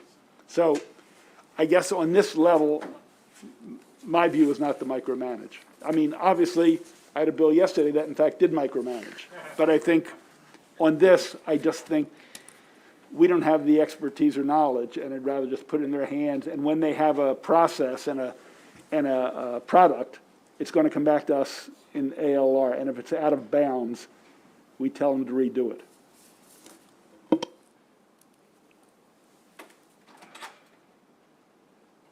So there's a motion on the floor, Mr. Chair, to remove number 5 in the, and C5, because the section that it references, 2408C, no longer exists. Correct. Okay, so, And then renumber 6 and 7. Correct. And retain them. okay, so do you want a motion, or are we voting? Okay. There's other parts. I'll come over, I'll do what I did. Well, no, there's several amendments that because we're skipping around, we had the vote on the variances. And we Senator have these Croza. other 2 votes. Then Senator we're- Croza, Yeah. let me try it, And we okay? haven't done the state expense one. Let me try, because I think it's actually not skipping around. We are on your amendments. We're on the front page. After line 17, insert, and it says C. So number 5, at the very bottom of that page, refers to section 2-408C. On the other side of your amendment, 202-408C was voted down. That's at the very bottom of the page. That's 4 lines. Since that section no longer exists, on the front then, referring to it makes no sense. So the chairman's amendment suggests, and makes sense to me, removing number 5 with the reference to something that no longer exists, and then move up number 6 and call that number 5, and take number 7 and make that 6, just renumbering because of the absence of number 5. So this is kind of a common sense cleanup, as far as I can tell. Okay, that was very helpful. Thank you, Madam Good. Vice Chair. And just to make sure, again, so we're just cleaning up the variance section. Okay, and then we would come, We'll go back to the final one on the middle of the back page. okay, thank you. On removing 5, based on our earlier vote and moving up, renumbering 6 and 7. All in favor signify by saying aye. Opposed, nay. The ayes have it. Okay, now we are on the middle one that says after line 24, insert the following. It's on the backside. That is the middle of the back. Moment to read it.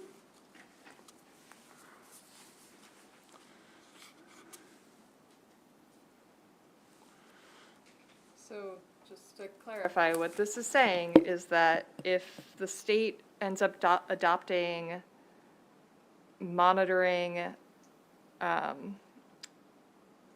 measuring or monitoring that is more expensive than what is required under federal law, the state would have to pick up that cost.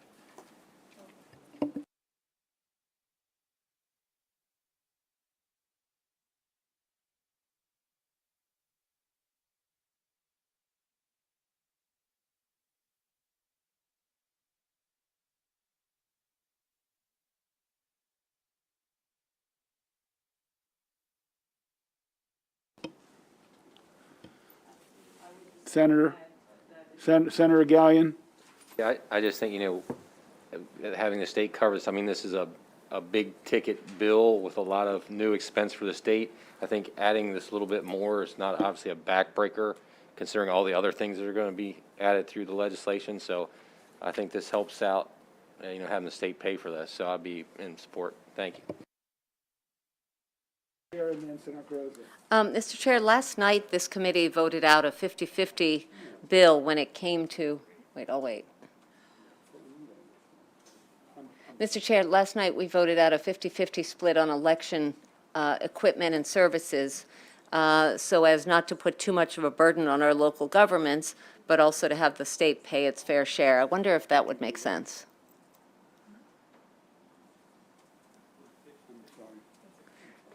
That's okay. Okay, I'll say the last time, because the third time's the charm. Ready? Okay. Last night, this committee voted out unanimously a 50-50 split between the state and the counties on election equipment and election services. And it seemed like that was a fair balance, so it wasn't too much of a burden on our local governments, and the state kind of paid its fair share. So I wonder whether a 50-50 split here would make similar sense. So I will propose that for consideration, 50-50 rather than unexpected expenditures by either state or local. I would support the amendment to my amendment. Any additional cost to be split? Adopted. You have that? So the state would cover 50% of any additional cost just for monitoring of emissions that is any additional that's required. under, On top of the federal level. okay, Well, it says measuring and monitoring. okay. In excess of that. That's in the federal. Shall we divide it between the state and the county? So the state will reimburse municipal solid waste landfill operators for 50% of the cost of the additional expense, essentially. I thought of the monitoring, not of any remediation, Correct. of the monitoring. That's what this says, monitoring and measuring. Okay. Now, before we leave this section, which I'm sure we'll be happy to leave, what we adopted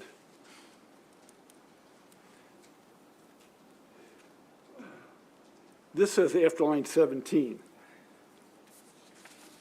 But was it really meant for section 2408?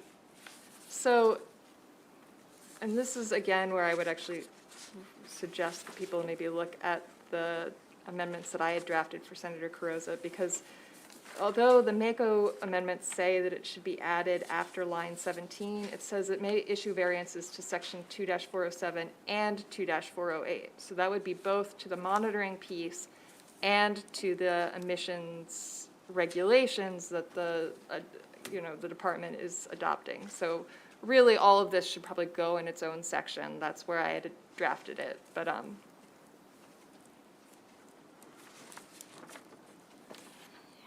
Are people comfortable with where it gets drafted or not? Yeah, it's a technical. Okay, okay. Okay, we're done with that sheet. Senator Hester, we want to come back to you? We didn't actually, did we actually vote on the reimbursement? It was, I think he said. in the- I think there was no objection to amendment to the amendment, and I took that vote also on the amended amendment. Okay, Senator Hester.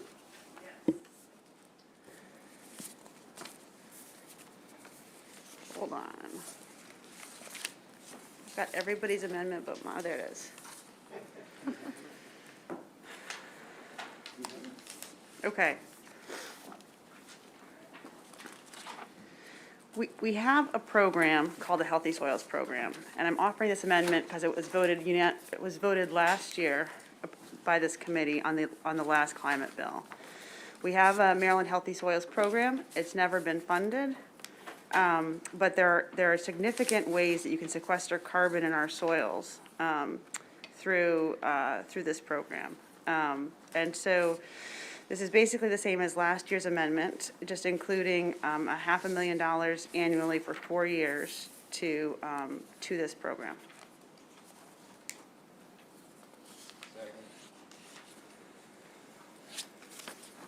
Senator, is there a bill on this to fund the healthy soils, or is there something in budget and tax?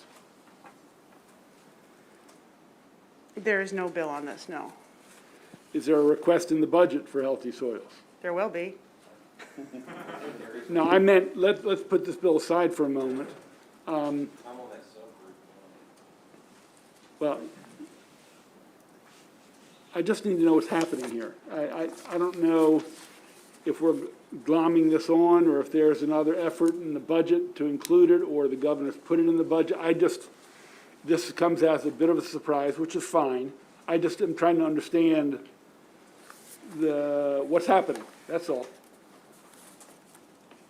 Senator? So recently, there was a work group that dealt with this healthy soils. I was on there, and they came up with some recommendations, and I'm going off of memory, but I believe there was a little bit of funding for a couple like pilot type programs through that, but it was less than this. I think it was only like 200,000 or 300,000 at the most. So as far as it in the budget, I haven't researched to see if it actually included in the budget, but I believe there is probably maybe in the $300,000 range, but I'd have to double check that. So I think this would, this would be a good amendment. Thank you. I'm trying to understand if this is a Christmas tree amendment or what. I mean, I think healthy soils have a role to play in a lot of our efforts. I'm not sure this is the conduit to get money from budget and tax, I guess is my only question, because there had been a line out the door, and I had to say no to a lot of people that wanted to add a lot of ornaments, asking for a lot of money. So I just, again, I don't oppose conceptually, what kind of vehicle we're turning this into, that's my question. Ian. Please. I'm sorry to surprise you, Mr. Chair. Like, literally, this was in last year's Climate Solutions Now bill, so I tried it last year, and we voted it positively, and I wanted to try it again.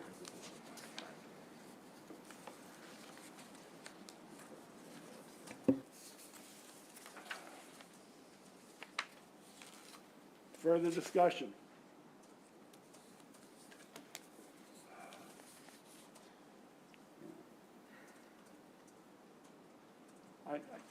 Vice Chair. I'm a little bit stuck, and maybe Senator Hester could say again a little more about this. This is a chunk of money. This feels a little bit like having the anaerobic people, like, is this the beginning of a slippery slope? And we didn't have a hearing. So I'm not expert at this issue. Are there going to be other issues that also come to us? And this bill becomes so expensive that it's kind of, I don't know, falls flat on its own weight or something. So I'd love to hear a little bit more, Senator Hester. So, is there, Senator Hester, is it okay if I respond? Some things that were looked at by this group that I mentioned, we hear a lot about the cover crop program. We talk about carbon sequestration. We think about planting trees, but also, like growing, grass, like cover crops, different things like that. And there's different ideas of the way you grow certain things that could potentially sequester more carbon, and also it helps with runoff. So, in this committee, we've heard about cover crops. If you can plant a cover crop after your harvest, then that keeps the nutrients in the soil so they're not running off. So it's good for the farmers, it's good for the environment. So I think really this is policy-wise is a really good, smart policy. It's kind of a win-win all around. It's good for the environment, containing those nutrients where you need them for the crops and not for runoff. So I think there's different mixes that through this we could look at, like instead of just rye, like mixing it with something else. They look at different things like radishes, all kinds of different options. So this is something that I think is a really good option that we should be encouraging, and I think this amendment helps out with that.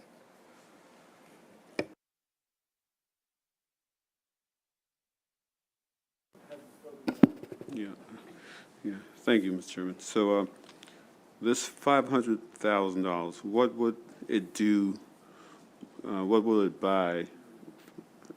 Is it for like seeds, for cover crops, or I'm not sure how that money would be used for healthy soils?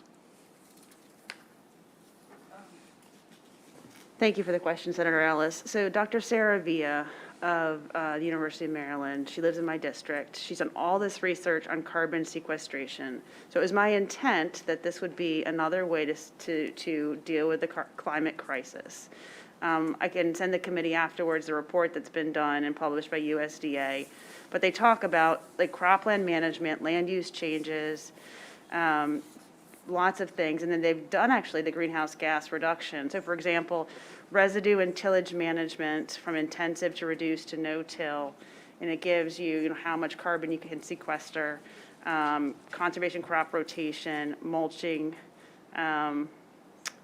different kinds of planting. I mean, I don't know, like, I guess I'd like to, Mr. Chair, I didn't mean to surprise you. It's just that we had voted on this last year. So I think we should go through the rest of the amendments. And if you'd be willing to put a good word with me with a budget and tax, I would appreciate it.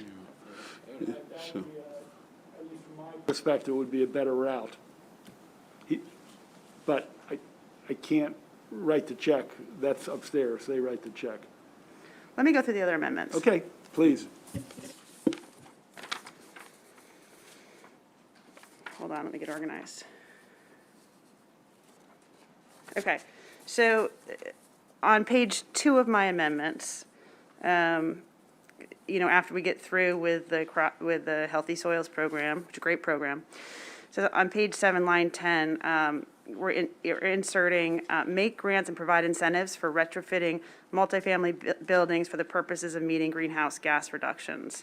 And this would go, I believe, Council, in the section where there's the green bank, is that correct?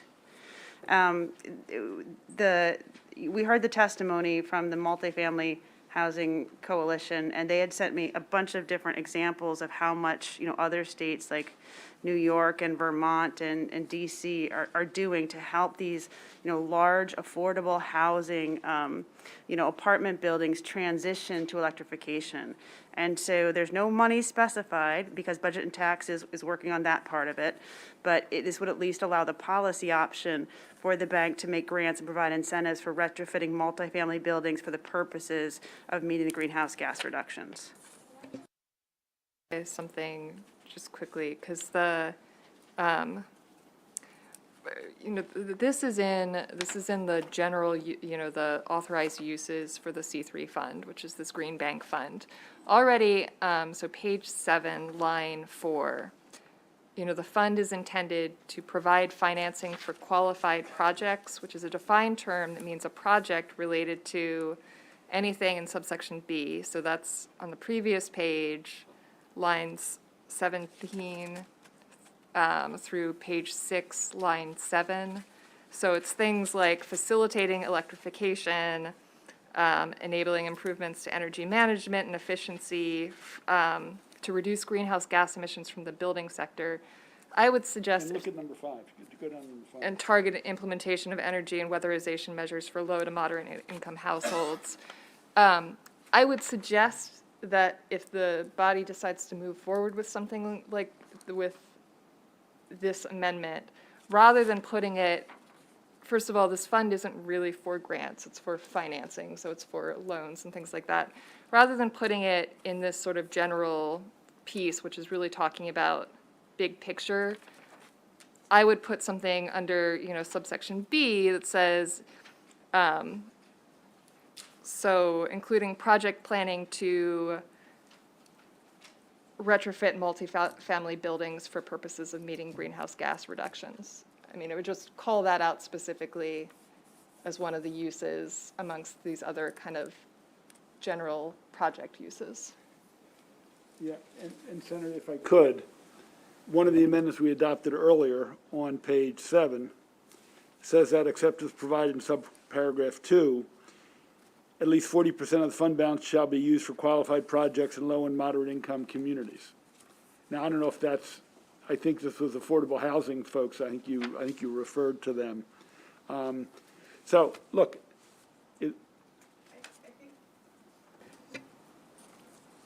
I think the issue is that when you're doing an apartment building, that there's, it's just different than doing a single-family home, because the owner of the building is different than the tenants. And now, that's about as far as my expertise goes. So I just think they were asking for some consideration of the multifamily. And I would say that they'd be multifamily buildings. But I like the place that council suggested to put it. yeah, again, the fund, and we have the person who is with the organization, Kathy Magruder here, who can answer questions. But the only grants are to other green banks.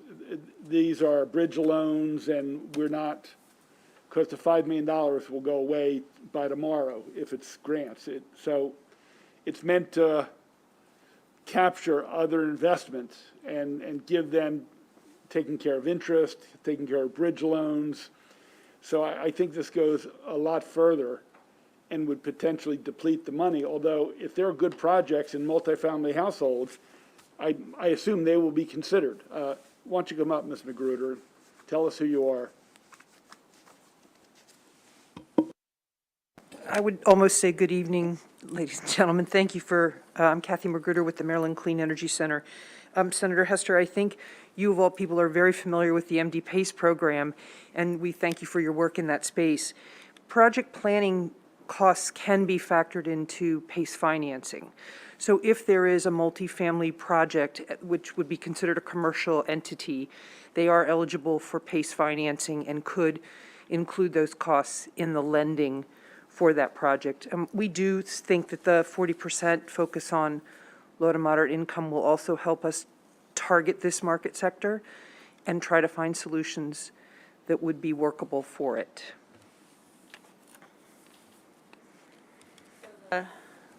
So there's nothing that precludes the multifamily from going after, okay, that's fine. Okay. So, the next amendment we've already discussed was voted down. So I found this reading some of the testimony, and I believe the intent is just to broaden the bill just a little bit. When we're doing these, the emissions from the landfills, somebody said that you could do this via satellite as well. And I don't know if we want to be, explicit whether it's airplane or satellite. I don't know that much about monitoring, but it might seem like whatever technology does the best job, you might want to allow that technology to do the monitoring from the landfills. And it was the Center for Law and Environmental Policy. It was part of their 5 amendments that they offered.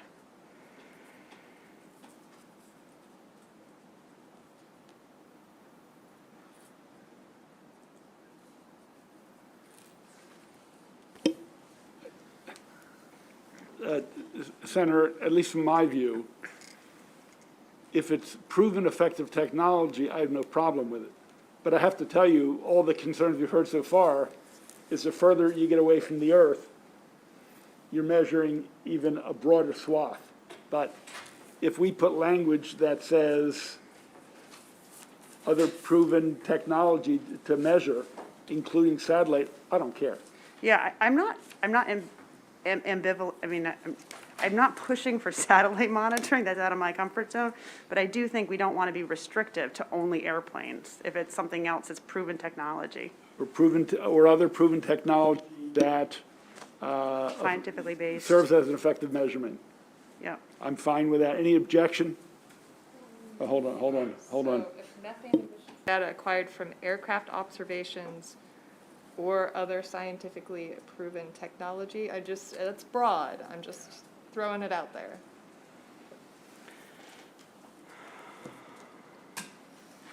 I'm not going to die on this amendment. I just don't want, Keep going then. I think the next one, council already caught. Right. And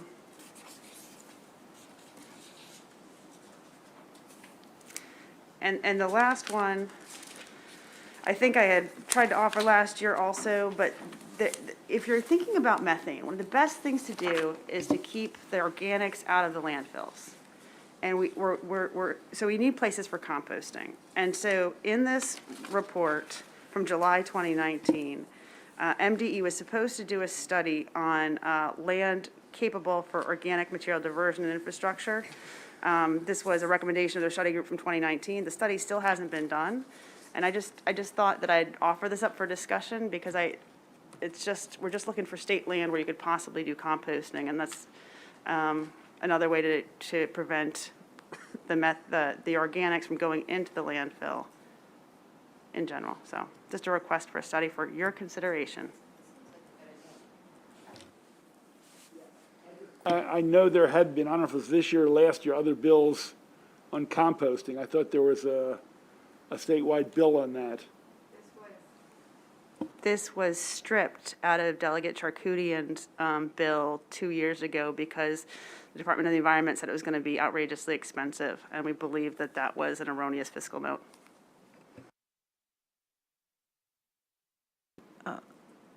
I'd like to support that. We've been trying to find different avenues to encourage composting, and if this is going to help and take us a small step, I'd support that.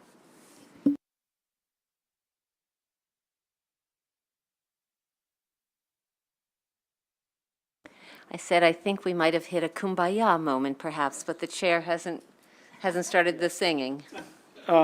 First of all, I've been using the composting in the break room Yay. for the last 4 days.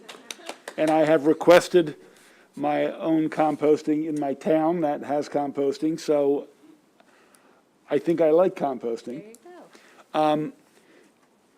And I guess I'm fine adding it as a small ornament.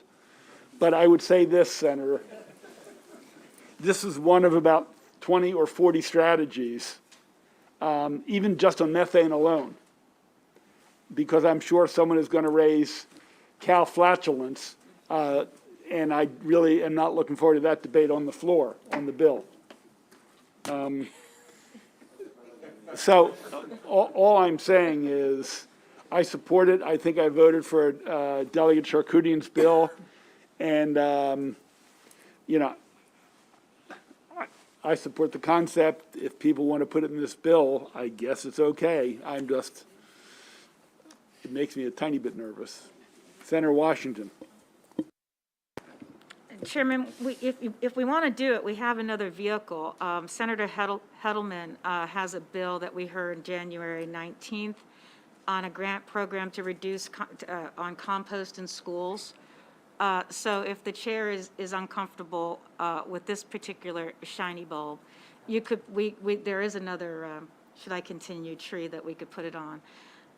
So that's just to say that we do, you know, if that's something you could do, there's that bill's there. So, and I think we've just heard some other composting, and she's had some other composting bills in this committee, so.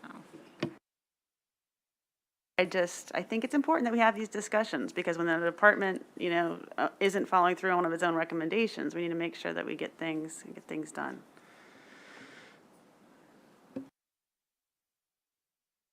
Washington's idea and suggestion is smart, and as always, she does her homework.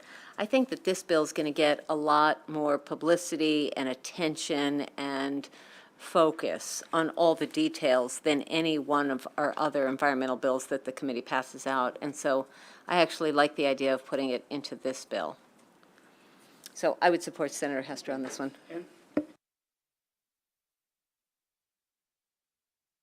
This will be in the uncodified section. Yes.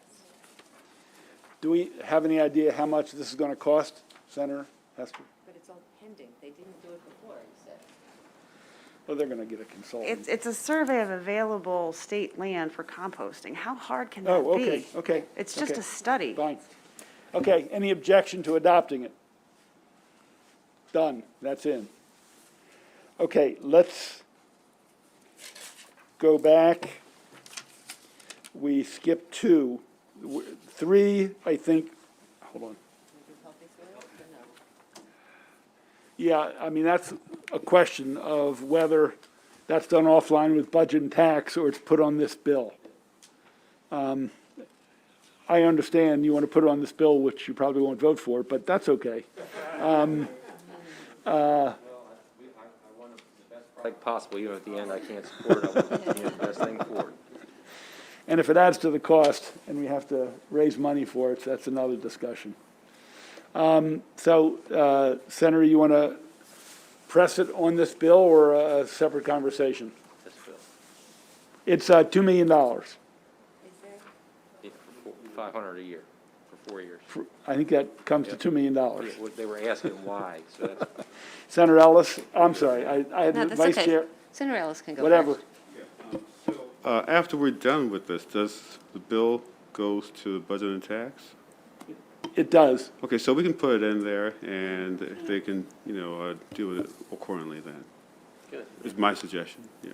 good suggestion. Okay, any objection? Okay, then, so it's adopted. Okay, the grants, we decided not to because it's not making grants except to other green banks. Number 2 is taken care of. Page 18 is taken care of. It just leaves the, did we, Yeah, I think we've gone through these all. okay, Yes. okay. So we're taking healthy soils and the study on composting land. Roses. She added that, but we addressed those issues. Okay, that takes care of that. We're working up to Senator Washington. Senator Patterson, that we took some of Senator Carrozza's amendment. Do you want to talk landfills anymore, or is that taken care of? Okay.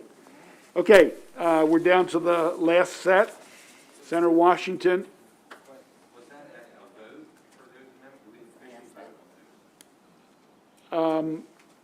I thought, I assumed adoption of the soils.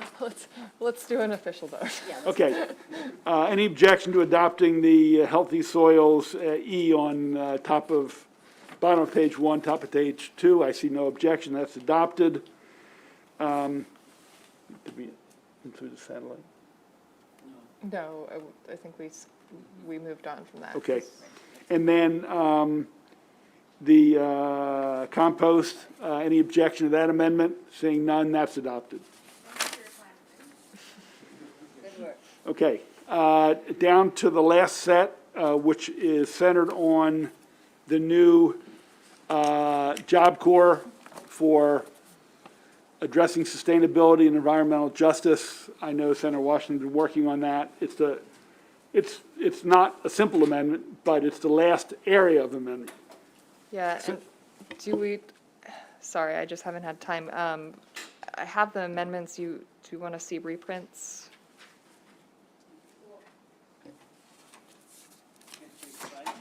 Well, we should have them in front of us. Okay, so Can somebody copy them? yeah, I mean, I can make prints, but it's going to take like 5 minutes, so. Why don't we take a 5-minute stretch break? It's 20 of 5. I have set, I would love to finish by 6, no later if possible, so Senator Gallion can be a happy man and prepare for his weekend with his lovely wife. So take a stretch break, get some tea or soda, whatever.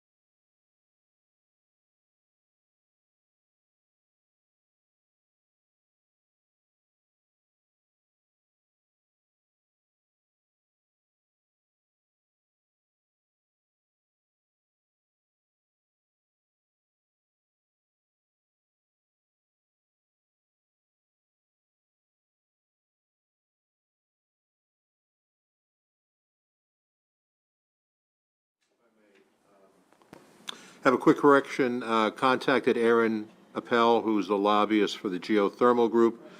There are 35 members of the Maryland Geothermal Association, so I'd like to adjust our name within that amendment from American to Maryland Geothermal Association. 35 companies? Companies. Anybody object? And they agreed the website is not good.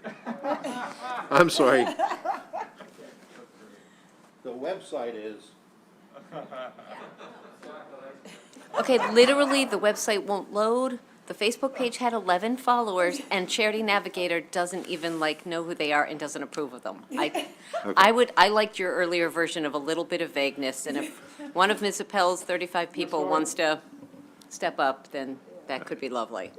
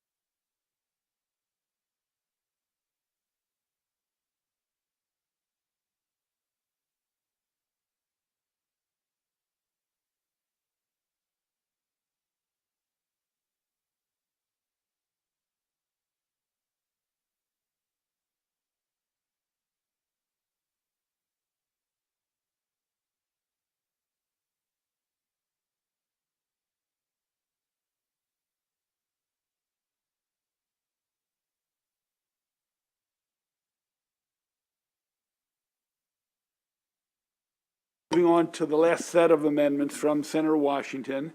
This is about violence on school property. Oh, no, I'm sorry. I'm sorry. Temporary amnesia, I apologize.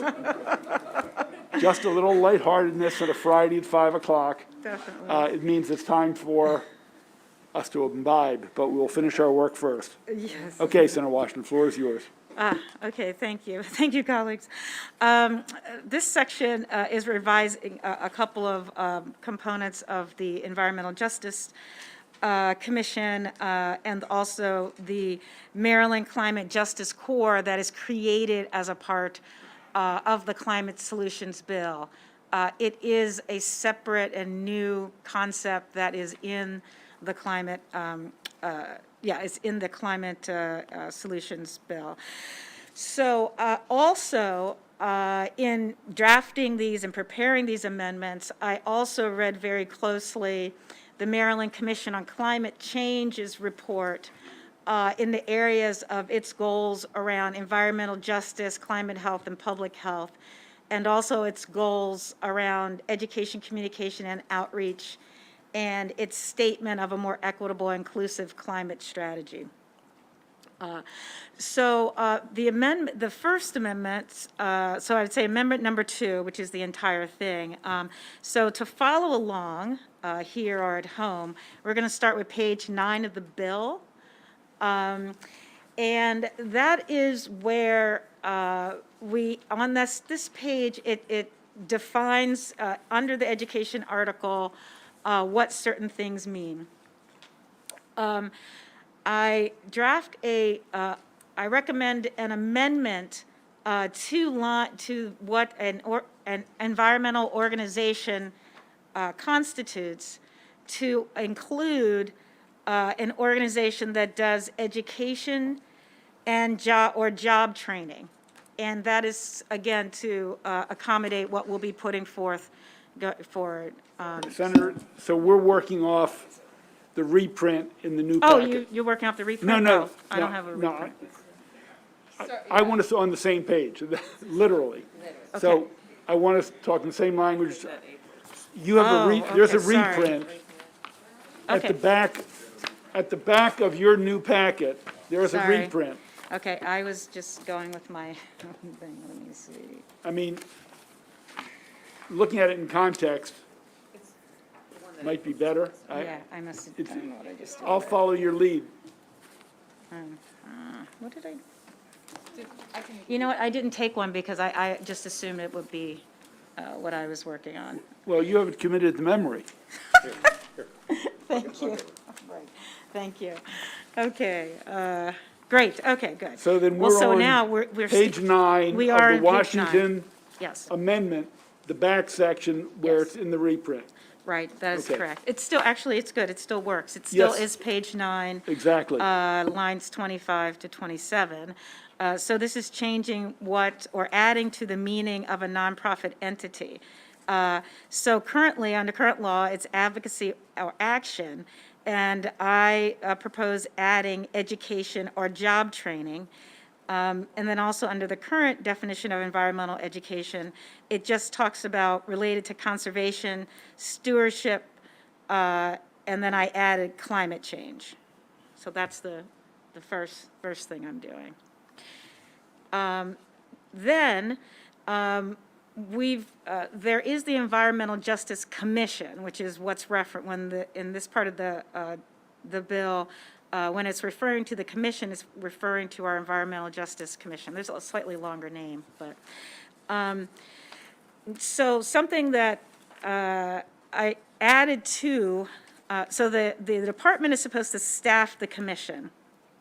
And I just added some more details about what staffing means. And so staffing just is conducting research, which again, I'm adding conducting, because you had research, in the original bill, there was research and gathering data. I just added the verb conducting to make that first part, I think, a little clearer. Then went on to say they arrange commission meetings, serve to inform and manage, implementing and carrying out. And again, it's because, in the Climate Solutions Bill, we do contemplate this commission being in collaboration with the department. And so it just seemed it would be helpful to give it some added support. Then there's no changes, okay, on page 10. The next set of changes, okay, so now when we're talking about the actual climate, is that right? Yes, so additionally, I looked at, it's now on page 11, line 21. Okay, and this gets into defining, when they're evaluating these methodologies, what are they looking for? And so you have this space where it says areas of high concentration of, I just put persons because we had our discussion about persons. And then the definition, the original that have historically experienced discrimination on the basis of race, it was helpful, but the substitute language is more consistent with what would be used in a environmental justice context. So it says populations or subgroups that have experienced significantly higher or more adverse health and environmental effects based on, being a member of these different groups, and including income. And then the other, so then the other set of amendments start to look at when it's carrying out the responsibilities, they're doing this research, what they're doing, and I just added the term solicit input, because it just said input, so I wanted an action verb there. And then adding, again, some more content, that they want to ensure that equity, environmental justice are key principles. And again, this is taking language from the Climate Change Commission's statement of policy. And also that they would incorporate environmental and climate justice considerations into all recommendations, policies, programs, and funding. So so it's saying all the recommendations that the department will give under its research and its finding of these measures, that it's going to incorporate these environmental justice and climate considerations. Then we get into the Maryland, yes, we can talk about that yeah, great. Exactly, yes. Let's take this up first. Are there questions? Anybody have problems with it? Or underlines, the caps are what are in the bill. The underlines are amendments to the bill. So keep going, Senator Oh, Kagan. Where you're drawing the line, because I'm still. no, keep going. Keep going. The We reprint actually is were after working the through amendments. Oh, well, then I'm trying to understand this. It's in there, it's just at the end of that. All right, thank you. Yeah, Sorry. it's okay. Probably should have done it as two documents, but. Yeah. Sorry. Okay, so we're looking at essentially what Senator Washington just went over from page 9. I think it starts at, bottom of 9 to the top of 12. Just what she just walked through and described. Senator. Thank you, Mr. Chair. I know we're going into the specifics, the line by line, but just to back up, where it says on the front page that subtitle Maryland Climate Justice Corps, where is that substituting a corps we already had in here, or is it a new corps for this bill, and where do we start? There's two parts to our amendments. One is the Climate Commission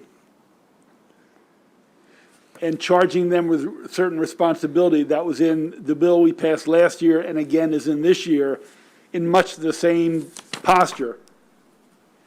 We're not talking about the Climate Corps yet, Okay, we're talking about the commission. just what she just talked about.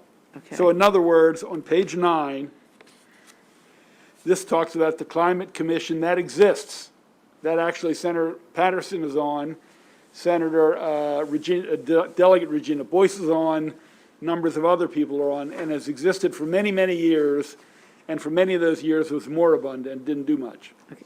So this is to give them charges to figure out what is this environmental justice, what does it mean, who are underserved communities, and then what are the strategies to move forward?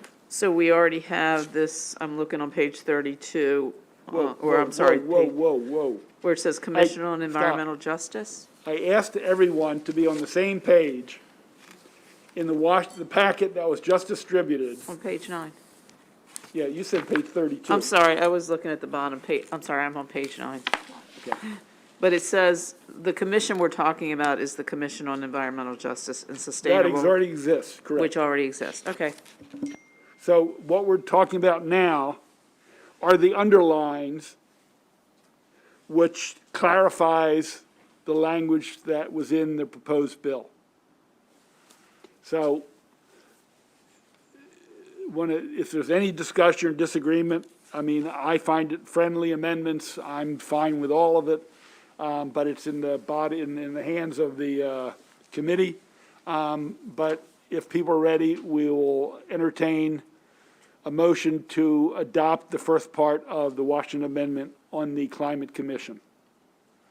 Is there a motion? Really technical amendment that'll make you crazy. Question. Oh, ask it. No, you can ask Can it. I ask, a really technical, stupid, small question? And I know questions are never supposed to be stupid, but this is important to me. Page 12, 1901, G sub 1. No, we're not doing that. You said it's up to page 12. The top of, we're not Thank doing you. the core. Okay. Okay, is there a motion to adopt the first part of the So moved. Washington? It's been moved, seconded, it's moved and seconded. Discussion, so we're talking about page 9, line 30, up to page 12, line 2, stopping before subtitle of the new section. Okay. Further discussion. Anybody object to the Washington amendments? Seeing none, the first part is adopted. Okay, now we're back to page 12, starting with the Climate Justice Corps. Senator. Thank you. So in the bill as drafted, there is the creation of the climate, let me get it right, the Climate Justice Corps. And again, there are all these definitions of what that is, so that doesn't really change. I'm just further clarifying just what the clean energy projects are and can contain. So it essentially stays very much the same. A change that is there is under the qualified organizations. And I define what a nonprofit organization is. I say that an educational advocacy organization, a community organization, service organization, public, and so I just make some changes there. So we should probably just look at that section. Okay. So this is in the definitions section of what we will be using when we are talking about the Climate Justice Corps. So you want us to look at 1901. Yeah, just 1901. okay, Okay, so that's where Take my a second. question is. Okay. so you have, we'll get to you in June. Take a minute.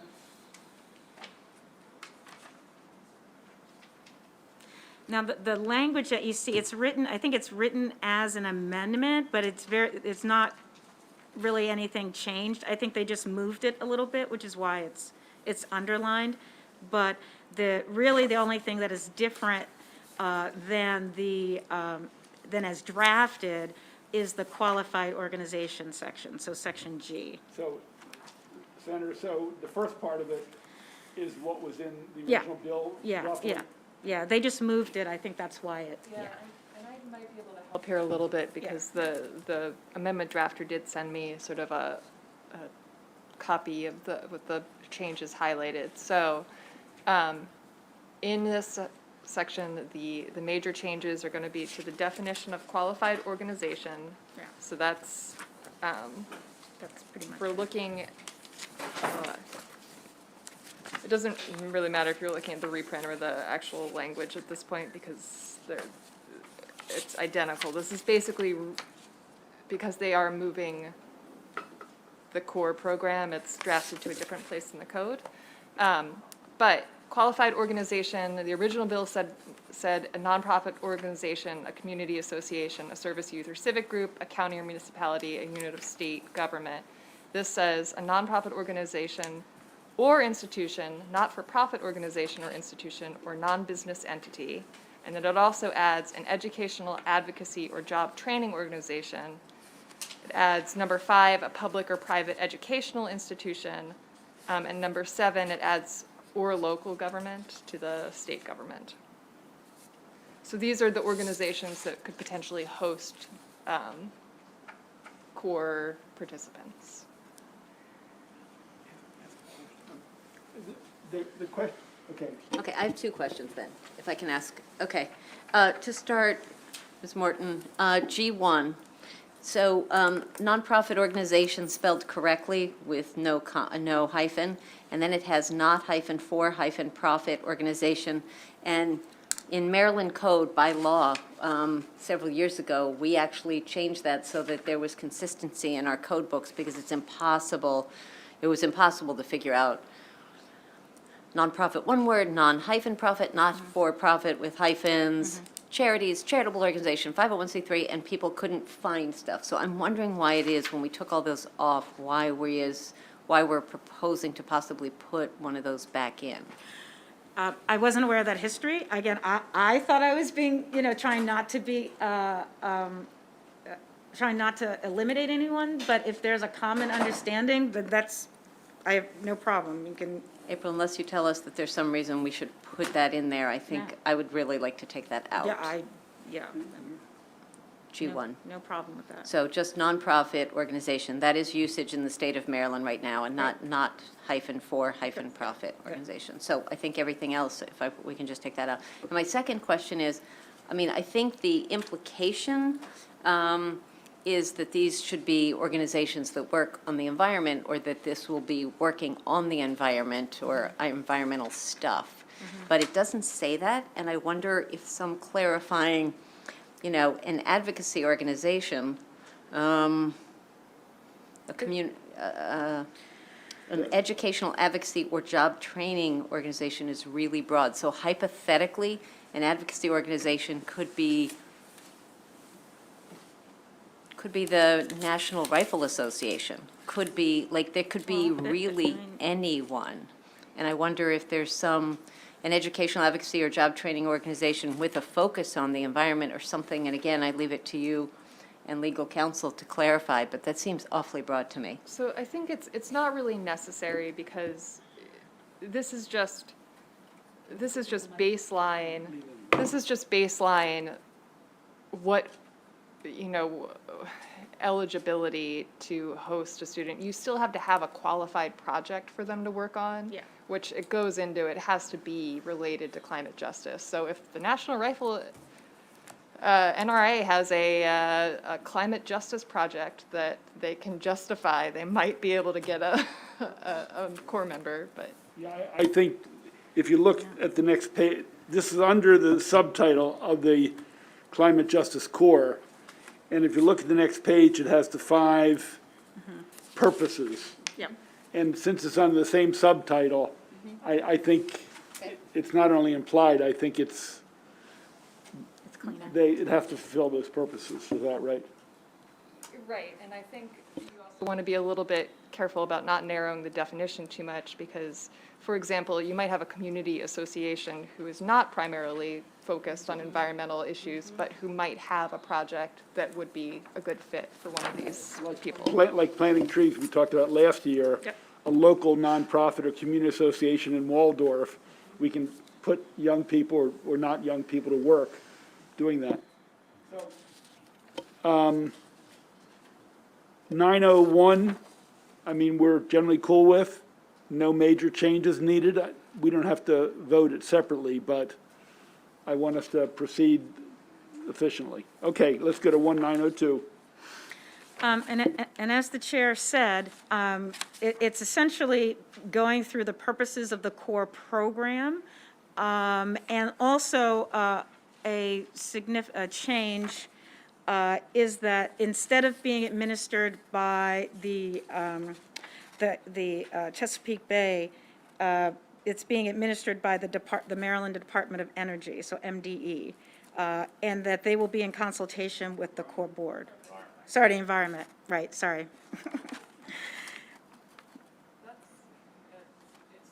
It's throughout, that's a change throughout. And then the purpose, again, these are just to clarify. In number 1, there's no change. Number 2, it's just changed slightly to say, provide youth and young adults with opportunities to engage in meaningful service for their communities and the state. I specifically did not, you had already found that about talking about, citizens and students and all that, got rid of that. There's no change in the mobilizing. We added a number 4 to ensure underserved and environmental justice populations are given assistance needed to prepare for and adapt to the impacts of climate change. That also provides an opportunity for core people to educate and to support. It's also is consistent with what the climate justice felt that communities needed, and I think we talked about that. That underserved communities need to have the resources and assistance to be able to adjust to what we propose in this climate solutions. And additional one is to be intentional about the fact that we are not just simply providing jobs, but for this one, we want to provide a green career ladder and an opportunity for all youth and young adults, especially those most at risk, to be exposed to and trained in, and these are, I researched, I said, okay, well, what are the sectors in this space? And the sectors that seem to be most appropriate for young people and to get them onto the green career ladder are energy efficiency, environmental protection, governmental and regulatory administration, and renewable energy generation. And again, it's just broad sectors. There's lots of things under those buckets. Stop on 102, 902. Any questions? Any major heartburn? Senator, I would just, Yeah, no problem. on number 5. Yeah. The green career ladder. This is not going to be, we talked about this the other day, Senator. We're talking about 30 or 40 people involved and maybe 1 or 2 staff or maybe 3. And they're going to be working there a year. I want to be careful of the expectations we have. In other words, I'd love to have a job counselor. I don't know if that's going to be in the budget. And hopefully, a lot of these people will continue in the job or getting a full-time job in one of these green sector positions. I know one of our colleagues wants to transform this into a complete apprenticeship program, and I just want us, and while, look, I want to help these young people, and I want them to be in the workforce and get good damn salaries. I want us to be careful. So I'm fine with that term, but I just want us to be aware. Well, Some people could read into it Yeah. a lot more supports and responsibility Yeah. that I'm not sure this program is going to have the resource to do. Isn't that so? Yeah, I get it. So maybe it's like provide the first rung on the green career ladder. Yeah, it's just that in the original, you talked about green jobs, and so I just wanted to sort of have it be a little grander than that. That's all. Yeah. Thank you, Mr. Chair. I'm just trying to understand if the Maryland Climate Justice Corps already existed in the original bill, and what these amendments are doing is building it out? Clarifying It is, I mean, obviously, the senator is clarifying, making it more dynamic, and changing the umbrella it's going to be under. okay. But it's You mean still, meaning it's still an employment for a year of people who are going to make $15 an hour or so and be placed in green jobs in the community, in many cases, underserved communities. And whether they are doing energy efficiency in low-income homes and learning how to do that, or putting in thermostats, or learning how to do that, or planting trees, that's to be determined. No, I just want to understand, you originally had it in the original bill, this is building it out a little bit. Yes. And this question is more coming from a person who takes a more limited approach to government. Sure. I'm just trying to understand, you have, the Senate President has a bill, Conservation Corps, and you have now this build out of this Corps, the Climate Justice Corps. And how does it all come together? Yeah. So the model is we already have within DNR, so there's been a recognition over the last decade or so that we needed, that our people who are doing natural resource management, there was a concern about the aging out in that system. Also just looking at, it would be great to provide more opportunities for young people to engage in doing environmental restoration. So the Department, DNR, always had sort of this AmeriCorps Conservation Corps, but we created, and this was like in 2008, the Conservation Justice Corps. And it was a program, again, under DNR, but with similar objectives. So this is doing the same for the Department of the Environment. And again, it's building off on its expressed goals in our report about climate justice, and also talking about education and outreach. So it's providing an opportunity for that. So it's already, the Climate Solutions Bill already creates a climate justice core. And as drafted, it was under the Chesapeake Bay Trust. I redrafted it to put it into the Department of the Environment because of all the reasons that I already said. Okay, so we have the new, we have, Senator, just. I I'm know just where trying you're to go- I know understand if where- I we're know where doing you're going 3 or with this. 2. There are 3 in the Senate President's bill. There is the Job Training Apprentice Group. There is the Chesapeake Bay Conservation Corps. Right. And there is environmental, and I don't remember the exact name, but it's mostly dealing with parks Yeah. and Only in- adding to the people who work in our parks because we The know we're DNR piece you short-staffed. talked about. Okay. So, but that's more directed to parks. I mean, literally. It is. So this is the 4th one, which is more, not necessarily urban-centered, but there'll be a significant focus to underserved communities and urban areas to work on sustainability and environmental justice. So they're complementary. There are 3, and this adds 1, there'll be 4.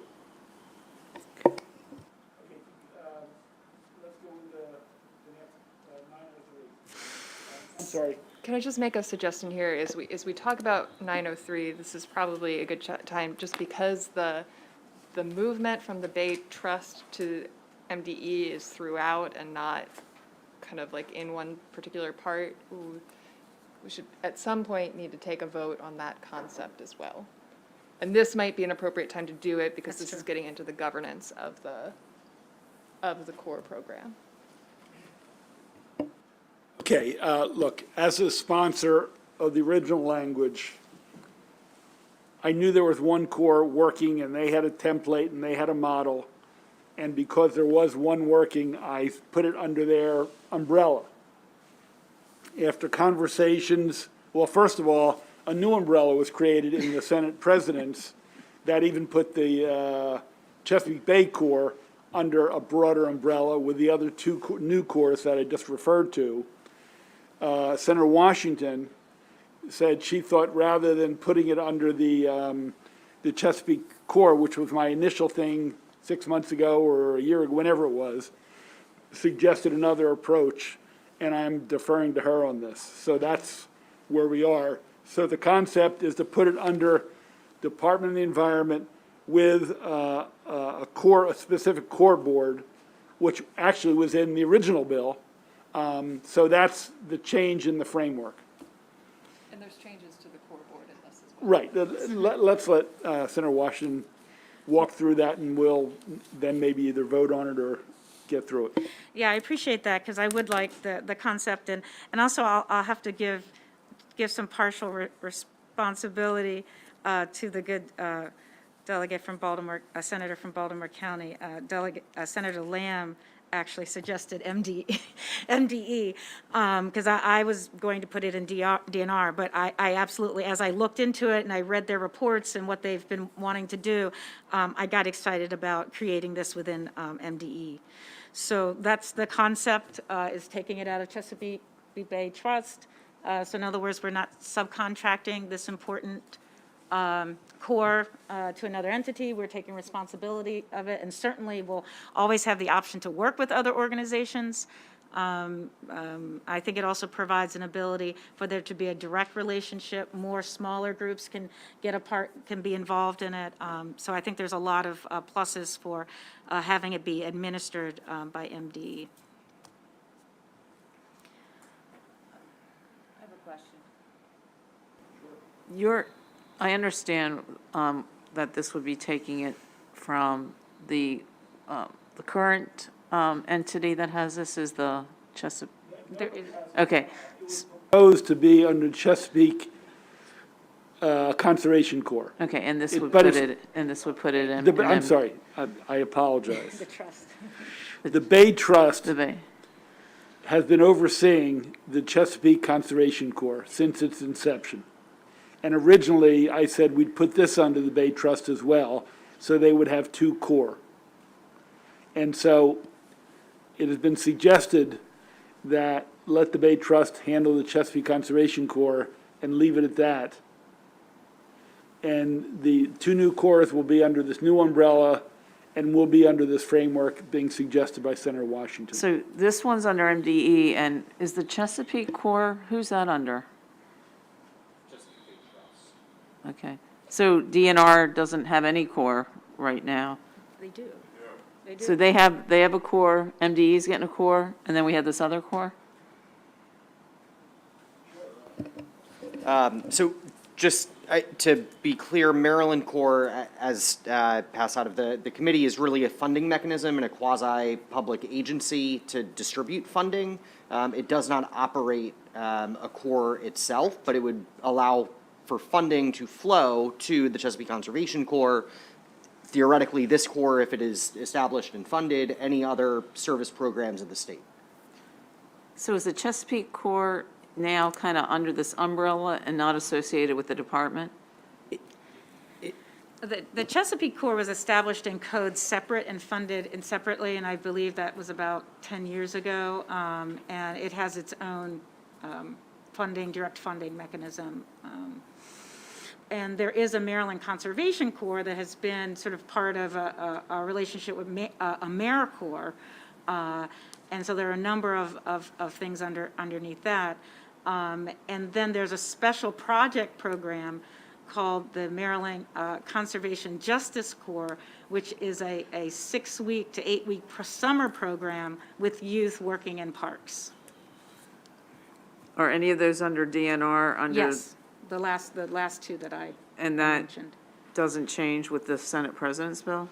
No, It does doesn't. not. We Nothing don't changes. relocate or do anything to existing corps other than provide them additional avenues for funding. So DNR has a corps, MDE would get a corps, Yep. and then we had these other corps in the Senate President's bill? The Senate President's bill doesn't establish any new corps. It provides allowable uses for the funds that are being allocated through the Maryland Corps program. And Senator, we need a you visual. can meet with Ross offline to learn more about the other three corps. Continue, Senator Washington.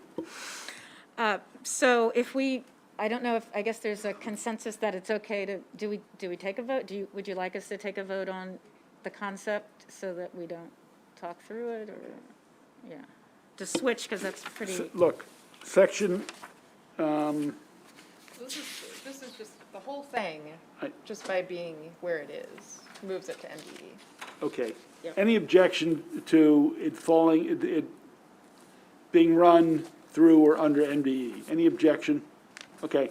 I assume only one hand is up, so it is passed, it is under MDE.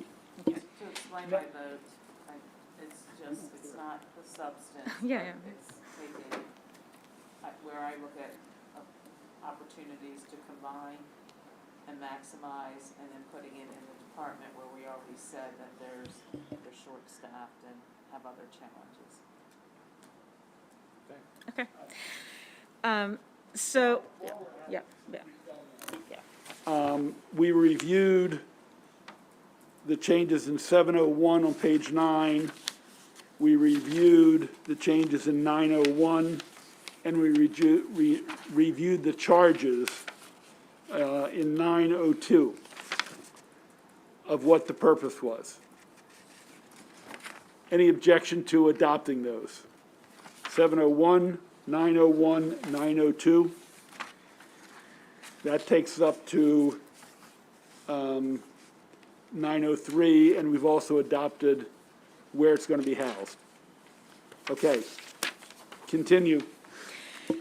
So most of this text is similar to what was in the main, into the original drafting. I did change the composition of the core board, having there be 2 members of the Senate, 2 members of the House.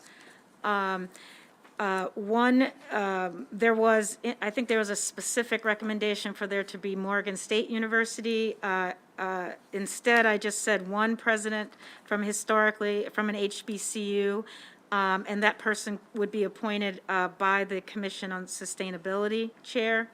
And then because of the funding mechanism possible through the Maryland Conservation Corps, I think maybe I might have to change who appoints it, so I want to ask you, Ross, about that.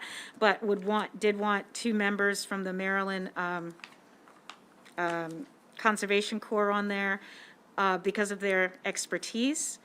And then 3 members appointed by the governor with some diversity there. And then 3 members from the Commission on Environmental Justice and Sustainability. Yeah, About so the 2 members of the Maryland Conservation Corps. yeah. You're not talking about like Corps participants? Or you're talking No, about I the people actually mean operating the like, Corps? that probably should be maybe the secretary of their, the secretary of their designee, so, yeah, I'm not, yeah, you're right about that. I don't mean Corps members, I mean the leadership of the people who are managing that, so someone from the, so the secretary is appointing them, but it could be the secretary of their designee, maybe that would be more appropriate. It's just the idea is that this is that to have the experience of a government entity that has had the experience of running this type of program. Any suggested language? Any change on that suggested- From council?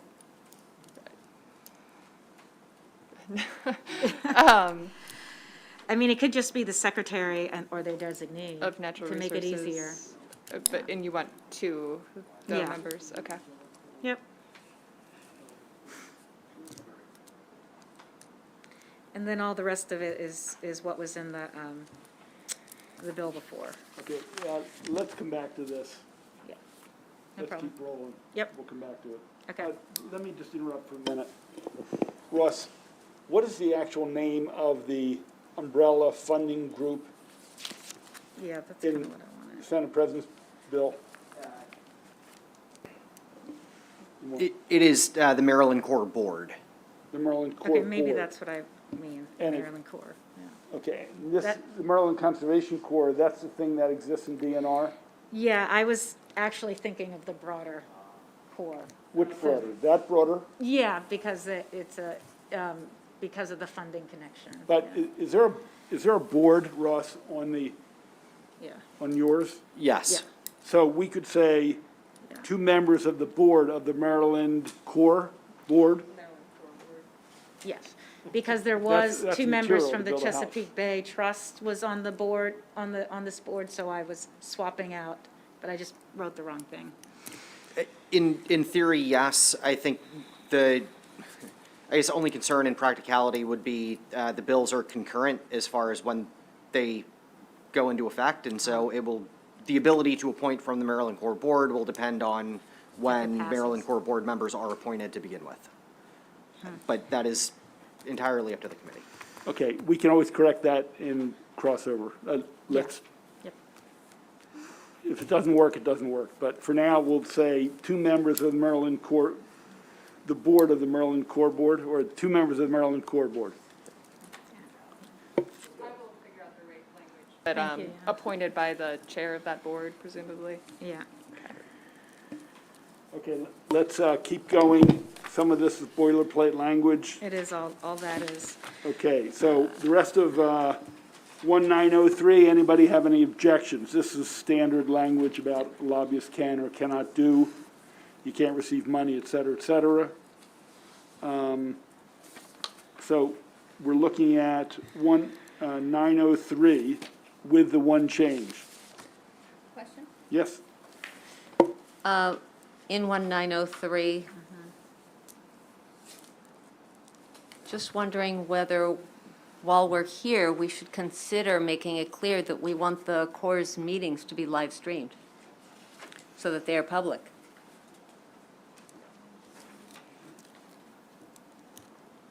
I don't have a problem with that. Yeah, yeah. So G1, the core board shall determine the times and places of its meetings. It seems like putting that in there is pretty quick and easy, if it's the will of the committee. This is going to be big and expensive, and I think people shouldn't have to drive to wherever in order to follow their work. The maker of the amendment has no objection. Make a note to add that.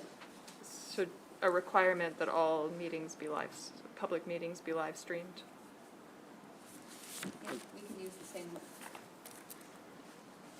language that we've done with all the other boards and commissions. Well, how much of that language do you want? Because Yeah. I know your board, those ones also have I things know. about Let's not archiving. Yeah, let's not Overwhelming in the let's not beginning. overdo it, but I Okay. think we should Just live the stream. meetings themselves should be live streamed. We can Fine. add to them later. Fine. Let them get started. Fine. Okay, so 903, any objection to adopting 903? Seeing none, 903 is adopted. Continue, please. Everything else is the same as it was in the original, except inserting department throughout for 904 and 905. Okay, so 904 and 905 are the same language. Yeah, They've been shifted a little bit, and they've added the word department. yep. So it's, except for the department, it's really not a change in the substance. Any objection to 904 and 905, given that? Seeing none, they're adopted. 906. Same for the department. Oh, okay, so I did lower the age to 14 because there could be the potential for just high school summer programs within this, and just had it to 21. So there is a difference in the age range. I don't have a problem keeping 25, but the Civic Justice Corps had high school students participated. Yeah, Senator, Yeah, I no mean, problem. look, I think we should have more jobs for summertime for 8 weeks, but I think that's a different program. I guess I envision this being a year, where they really dig into it. Okay. Now, that's not to say if someone drops out, but they have to be over to get a work permit. I think, 16? I don't know. I mean, I would prefer a little older. Okay. I mean, we want this to be not necessarily a career path, but they're actually getting in touch with the work world. And again, I don't know what the exact age is, but there are other summer programs. I think we want this a little more substantial. I'm That's fine all. with keeping it with the original language there. The other thing that was changed is that the concept of stipend volunteer can be very tricky. So, so we changed it to just refer to members as members throughout, and that they can receive a stipend. So just to make it simple.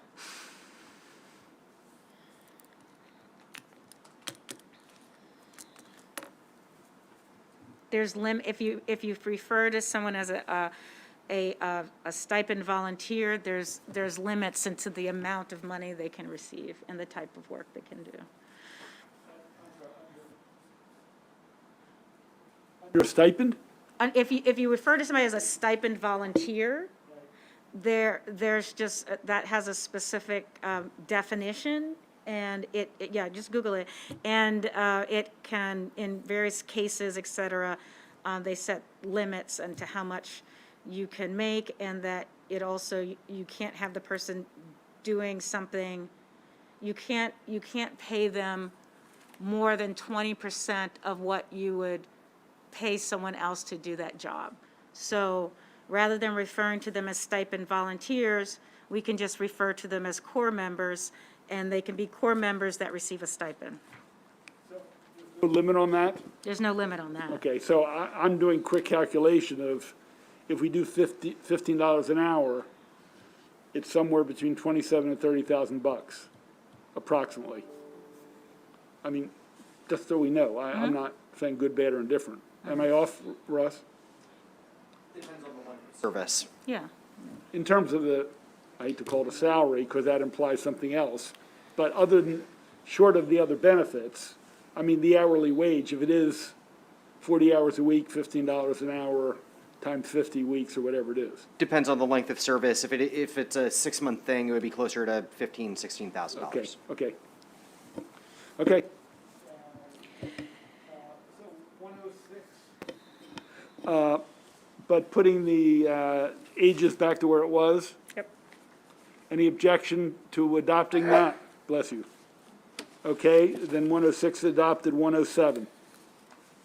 I'm sorry, 906,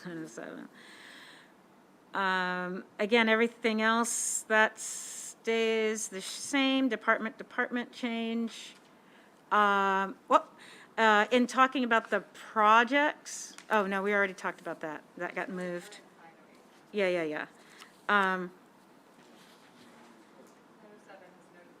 Changes other than Right. department. Right. Okay.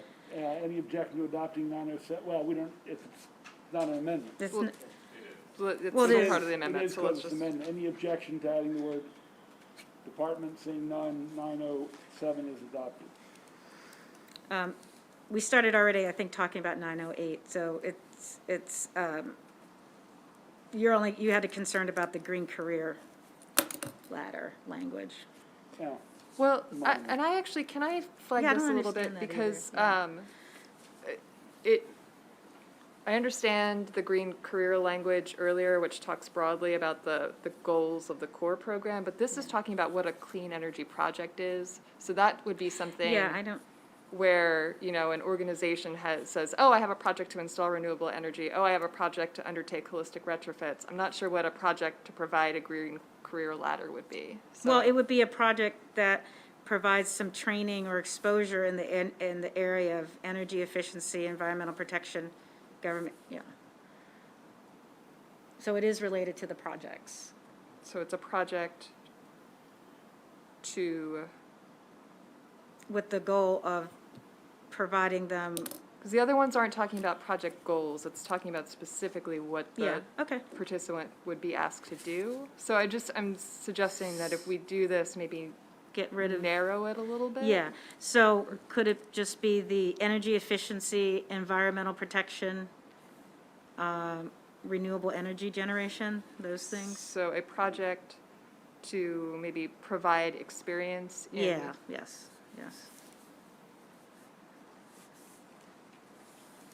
Yep. Because again, it has the mitigation and it has reducing heat island, but there's other careers that actually pay a little more, which is on these, that would be good to connect them to. so, Senator, are these new or similar to what was in the original language? The first two are the The same. first two are the original. The third one is building on the mission that we added, where we said we wanted them to be trained in energy efficiency, environmental protection, and renewable energy. So, Okay, I just, I'm curious to know what we dropped from what was in the bill. I don't know if there was nothing. any, nothing's Nothing's been dropped. dropped. It's This is added. oh, adding. fine, This is okay, added. fine. No. Okay, 908, questions, debate? Building on what was in the original, seeing no objection, 908 is adopted. 909? Oh, this is Senator Patterson, Senator Patterson, this is what you raised. And this was in the original bill. Yeah, no, but he pointed out about getting federal dollars. So just to note here that this body did previously adopt amendments offered by Senator Pinsky that add language to the equivalent version of this section, providing an appropriation of $1.5 million per year. So this is where that language would go. So it would be, Okay, then don't need it then. No. No, so I'm just, the committee should, Look, I think what the council's saying, we integrate the two. Yes. We adopt the 1.5 million guaranteed appropriation, and in addition, seek Yes. federal funds and grants Yes. from private sources to augment the fund. Yes, yes. More money, we can hire more young people. very good. You got that? Yes. Okay. So that 909 as amended, what we've already approved, integrating it with getting additional federal funds, et cetera. Any objection? We've already passed one of them. Okay, 909 as changed is done. Keep going. Now, 910, we're going to have to do that fix, because we're talking about that you're seeking the funds. The board needs to coordinate its efforts, and so I think we need to figure out who they should be coordinating the efforts with. I think it should be coordinating the efforts with the larger board, because you don't want them in cross purposes. So, want it to, the larger funding mechanism, we need to coordinate that. In other words, that's. And Corps board, not the Conservation Corps. So I think that's her point, is that, so the 1-910A1 should say coordinate all efforts with the Maryland Corps Board. Yeah. Established under, and we should cross-reference the or the education article rather than Yeah, this part. yep. Okay? Mr. Chair, I have a question. Yes, I'm sorry. And going back to 1-909, where it talks about the department and the Corps Board shall seek federal funds and grants and donations from private sources. How would this work? You've got the Corps under the MDE, and then do you have solicitations from staff of MDE seeking private sector funds for this? How would that be structured? That happens now. The current programs, they do get grants from individuals, they get grants from organizations, they apply for all kinds of grants to support. I'm their fine with activities. that, but it's I think it says from private sources. So, For example, you have a lot of private foundations that will offer money for these types of programs.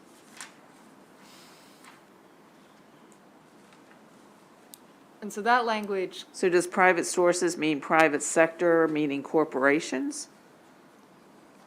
it's not it should be. It's broad. So this is the same language that appears in the Maryland Conservation Corps statute, but a private source could be anything, but typically it would be a private foundation.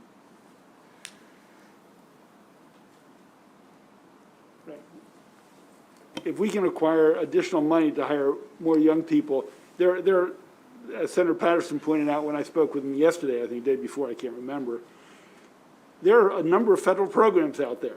No, that, I agree. and I think the idea is we should tap into them if we can to get as much capital to have as many people in the program as possible. And then including, as the council said, if there are foundations that think it's a great idea, want to see it grow, it'll be filtered in and then distributed, and they can hire, instead of having 35 people, maybe they'll have 50 people. Or if BGE wanted to. I'm sorry, Senator? I was just saying, most of you casinos got foundations, private, they can give big money, and some of them really do. No, I'm all for the federal grant money, I'm all for the foundations. private. It was the private sources, not knowing just how that was structured, do you have an employee from MDE dialing for dollars for these? So I just didn't know how it was structured. Okay. Okay. Almost done. 910, anything else in 910? Any other? I think that's language we had. Yep. A4 is new. The explore opportunities for Yes. initiating a college-level campaign to engage with community colleges, HBCUs, and other institutions of higher learning. And again, that's taken from the Maryland Climate Solutions, Climate Commission, Climate Change, Climate Change Group report about something they felt should be done, so. Okay. Education. A policy, doesn't mean, what, is it issues-based, is it policy-based? What, when we say a college-level campaign, what are some examples? That's like a marketing campaign, reaching out to, it's not campaign in a political sense, it's, yes, I read it as sort of recruitment. yeah. So Could be that outreach, too. so it could be on the local college radio station, it could be posters in the college center, it could be blast emails. Recruitment for the Corps? Yeah, isn't As a- that's the way I read it. Is that right, Senator It Washington? says to engage, it didn't say to recruit, so. I'm asking because I don't know when it So says I'm just- campaign to engage. No, I got it. So this is recommendation 52, from the Governor's Climate Change Commission, and it says the commission should explore opportunities to initiate a college-level campaign to engage community colleges, historic black colleges, universities, and other institutions. So this is in our, the So report. in order to basically find individuals to be Corps members is, the recruitment aspect that the vice chair mentioned? Yeah, because it's under the education, communication, and outreach function. Okay, on 1910, any objection? If seeing none, that's adopted, and that was, again, in the original bill, except for number 4. Yep. 911, we're almost there, folks, we're almost Almost there. 911. No, we need to explain it first. That was, you missed the joke. Sorry. 901. Oh, There's, I think it's the same. There's really, that's the report. Anybody Yeah. have a problem with reporting the progress? Okay, if no objection, 9111 is adopted. that's it. That's it. Yes, that's it to the climate core part, yes. Okay. So this basically replaces what we had. Yes. Okay. Are there any more amendments to the climate bill other than the building electrification section, which we'll take up on Tuesday? Hold on, there's one more in Senator Washington's amendment packet. So this is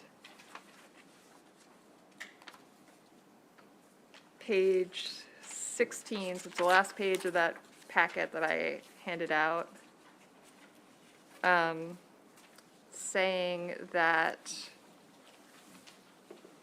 in developing and implementing the state's greenhouse gas emissions reduction plan, should encourage new employment opportunities in the state related to energy conservation, alternative energy supply, and greenhouse gas emissions reduction technologies.